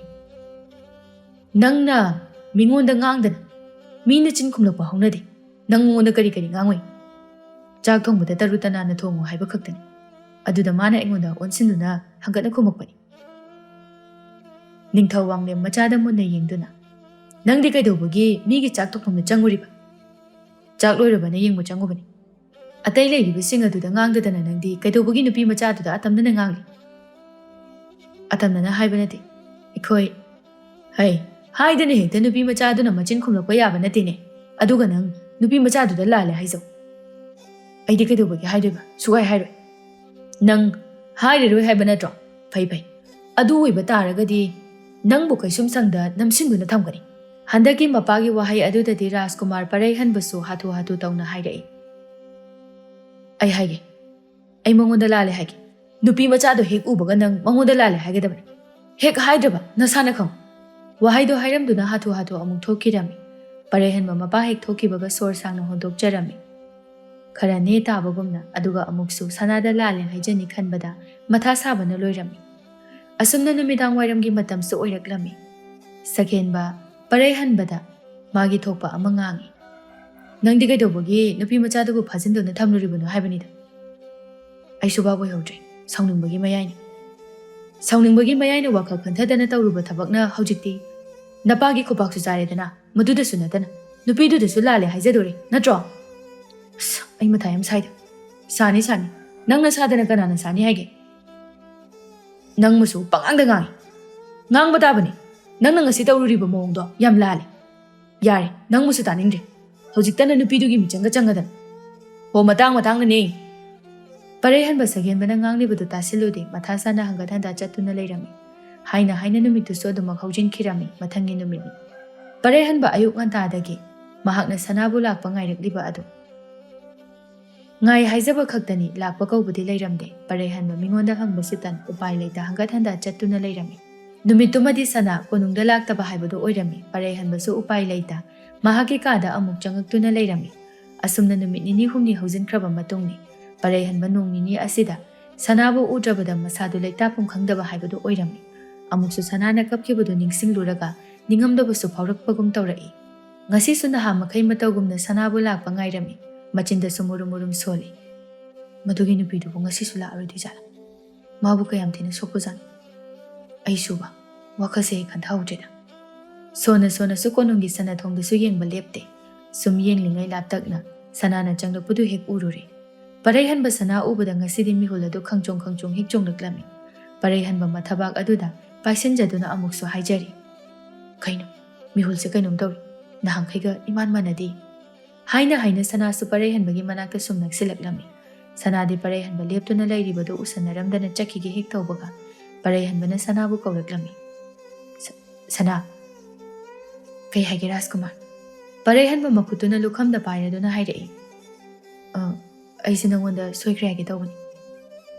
ꯔꯥꯖꯀꯨꯃꯥꯔꯗꯤ ꯑꯩꯉꯣꯟꯗ ꯁꯣꯏꯈꯤꯕ ꯂꯩꯇꯦ. ꯑꯩꯅꯇ ꯔꯥꯖꯀꯨꯃꯥꯔꯗ ꯆꯤꯟ ꯈꯨꯝꯂꯨꯕꯒꯤ ꯇꯟꯖꯤ ꯐꯪꯖꯕꯅꯤ. ꯁꯅꯥ, ꯑꯩ ꯁꯣꯏꯈ꯭ꯔꯦ. ꯃꯇꯨꯡ ꯑꯃꯨꯛ ꯍꯟꯅ ꯅꯪꯉꯣꯟꯗ ꯑꯗꯨꯝꯅ ꯇꯧꯔꯔꯣꯏ. ꯅꯪ ꯑꯩꯕꯨ ꯉꯥꯛꯄꯤꯌꯨ. ꯁꯅꯥ ꯃꯥꯁꯨ ꯄꯔꯩꯍꯟꯕꯅ ꯑꯗꯨꯝꯅꯒ ꯁꯣꯏꯈ꯭ꯔꯦ ꯂꯥꯟꯈ꯭ꯔꯦ ꯍꯥꯏꯔꯛꯄ ꯑꯁꯤꯗ ꯈꯖꯤꯛꯇꯤ ꯉꯛꯆꯥꯅꯕ ꯐꯥꯎꯔꯝꯃꯤ. ꯄꯔꯩꯍꯟꯕꯁꯨ ꯁꯅꯥꯗ ꯌꯦꯡꯗꯨꯅ ꯑꯃꯨꯛꯁꯨ ꯍꯥꯏꯔꯛꯏ. ꯁꯅꯥ, ꯅꯪꯁꯨ ꯉꯁꯤꯗꯒꯤ ꯑꯩꯉꯣꯟꯗ ꯋꯥꯔꯧ ꯄꯨꯔꯧ ꯊꯝꯂꯅꯨ. ꯏꯕꯥꯅꯤ ꯉꯁꯤꯗꯒꯤ ꯇꯤꯟꯅꯔꯁꯤ. ꯁꯅꯥ ꯍꯟꯗꯛꯀꯤ ꯄꯔꯩꯍꯟꯕꯒꯤ ꯋꯥꯍꯩꯗꯨꯗ ꯃꯣꯡ ꯍꯥꯗ ꯈꯨꯝꯂꯛꯏ. ꯆꯥꯛꯊꯣꯡꯕꯤ ꯑꯩꯒ ꯔꯥꯖꯀꯨꯃꯥꯔꯒ ꯇꯤꯟꯅꯕꯗ ꯃꯇꯤꯛ ꯆꯥꯗꯦ. ꯋꯥꯍꯩꯗꯨ ꯈꯛ ꯍꯥꯏꯔꯝꯗꯨꯅ ꯇꯍꯥ ꯇꯧꯅ ꯄꯔꯩꯍꯟꯕꯗ ꯍꯟꯅ ꯐꯥꯎꯕ ꯌꯦꯡꯂꯝꯗꯅ ꯆꯠꯈꯤꯔꯝꯃꯤ. ꯄꯔꯩꯍꯟꯕꯁꯨ ꯃꯆꯤꯟꯗ ꯁꯥꯎꯅꯤꯡꯂꯞ ꯇꯧꯅ ꯁꯣꯜꯂꯛꯏ. ꯐꯩ. ꯔꯥꯖꯀꯨꯃꯥꯔ ꯑꯩꯒ ꯇꯤꯟꯅꯁꯦ ꯍꯥꯏꯕ ꯌꯥꯗ꯭ꯔꯕꯅꯤꯅ ꯔꯥꯖꯀꯨꯃꯥꯔ ꯑꯩꯒꯤ ꯂꯣꯏꯅꯕꯤ ꯑꯣꯏꯍꯟꯕ ꯇꯥꯕꯅꯤ. ꯈꯪꯉꯤꯗꯅ ꯁꯤꯗꯩꯗꯤ. ꯃꯁꯤ ꯍꯥꯏꯗꯨꯅ ꯃꯍꯥꯛꯁꯨ ꯁꯅꯥꯒꯤ ꯃꯇꯨꯡ ꯏꯟꯅꯔꯛꯏ. ꯁꯅꯥꯁꯨ ꯆꯥꯛ ꯊꯣꯡꯐꯝꯗ ꯆꯪꯗꯨꯅ ꯃꯌꯥꯝꯅ ꯇꯧꯔꯤꯕꯗꯨꯗ ꯌꯥꯎꯔꯝꯃꯤ. ꯄꯔꯩꯍꯟꯕ ꯏꯀꯥꯏ ꯈꯪꯗꯕꯒꯨꯝꯅ ಸನಾಗಿ tung ಇನರಕ್ತುನ ಮಫಮ್ ಅದುದ ಲೈರಿಬ ಚೌಕ್ರಿದುದ ಫಮ್ದುನ ಸನಾನ ತೌರಿಬದು ಯೆಂಗಲಮ್ಮಿ ಸನಾಸು ಪರೈಹನ್ಬನ ಯೆಂಗ್ಸಿಲಗ ಲೈಬ ಅಸಿದ ಮಸಾದು ಇಹೈ ಹೈನಿಂಗದಬ ಫೌರಮ್ಮಿ ಮಥಂತ ಮಬುಕ್ನಿಂಗದಸು ಖಲಮ್ಮಿ ಮಸಿ ನುಪಾಸಿನ ಸ್ವಾಯ್ದ ಮುಕೈದೌ ಲೈನು ಖಂಗ್ದೆ ಮಸಿನ ಮು ಐಂಗೊಂದ ಕರಿ ಕರಂಬ ದಂದಿ ಪಿಗಿ ಖಲಿಬಜಾನ್ ಯಾಮ್ ಹೈನರೋಯ್ದೌರಿದ ಖನ್ನ ಮಹಾಕ್ ತೌಗದಬಸಿಂಗ್ ಅದು ತೌರಮ್ಮಿ ಮಫಮ್ ಅದುದ ಲೈರಂಬ ಮಯಾಮ್ದುಸು ಕಿರುಪ್ ರಾಜ್ಕುಮಾರ್ ಪರೈಹನ್ಬದ ಯೆಂಗರಕ್ಲಮ್ಮಿ ರಾಜ್ಕುಮಾರ್ ಪರೈಹನ್ಬಸು ಫಂಬ ಯಾಬ ಫಮ್ಲಂಲಬ ಮತುಂಗ್ದ ಸನಾನ ಲೇಪ್ಲಿಬ ಮಪಾದುದ ನಕ್ನ ಚಂಗ್ಸಿಂದುನ ಕನಾಸು ತಾದನಬ ಮವೋಂಗ್ದ ಹೈರಮ್ಮಿ ಚಾಕ್ತು ಲೋಯ್ರಗ ಐಗಿ ಕಾದ ನಂಗ ಪುರಕದಬನಿ ಮಸಿ ಹಾಯ್ದುನ ಕೈಸು ಥೌಸಾದಬ ಮಖೈ ಥೋಕಿರಮ್ಮಿ ಸನಾಸು ಸೌಂಗ್ನ ಲೇಪ್ತುನ ಥೋಕ್ರಿಬ ರಾಜ್ಕುಮಾರ್ ಪರೈಹನ್ಬದ ಯೆಂಗ್ಹೌರಿ ಅಸುಮ್ನ ಚಾಕ್ ಇಸಿಂಗ್ ಲೋಯ್ರದುನ ಸನಾಸು ಪರೈಹನ್ಬನ ಹೈರಕ್ಪಗಿ ಮತುಂಗ್ ಇನ್ನ ಚಾಕ್ ಅದು ಪೀಬ ಚಂಗ್ಲಕ್ಲಮ್ಮಿ Thongchinda leptuna Rajkumar bu kaurei. Rajkumar, I am the Changerake. Chango sida. Sanasu Rajkumar Parehan bagi chak to mapam chana thamlami. Rajkumar Parehan badi Sanada yamna munna yenglaga hairei. Aibu ngakpireroi hairo. Rajkumar, chaksi sathokpiru.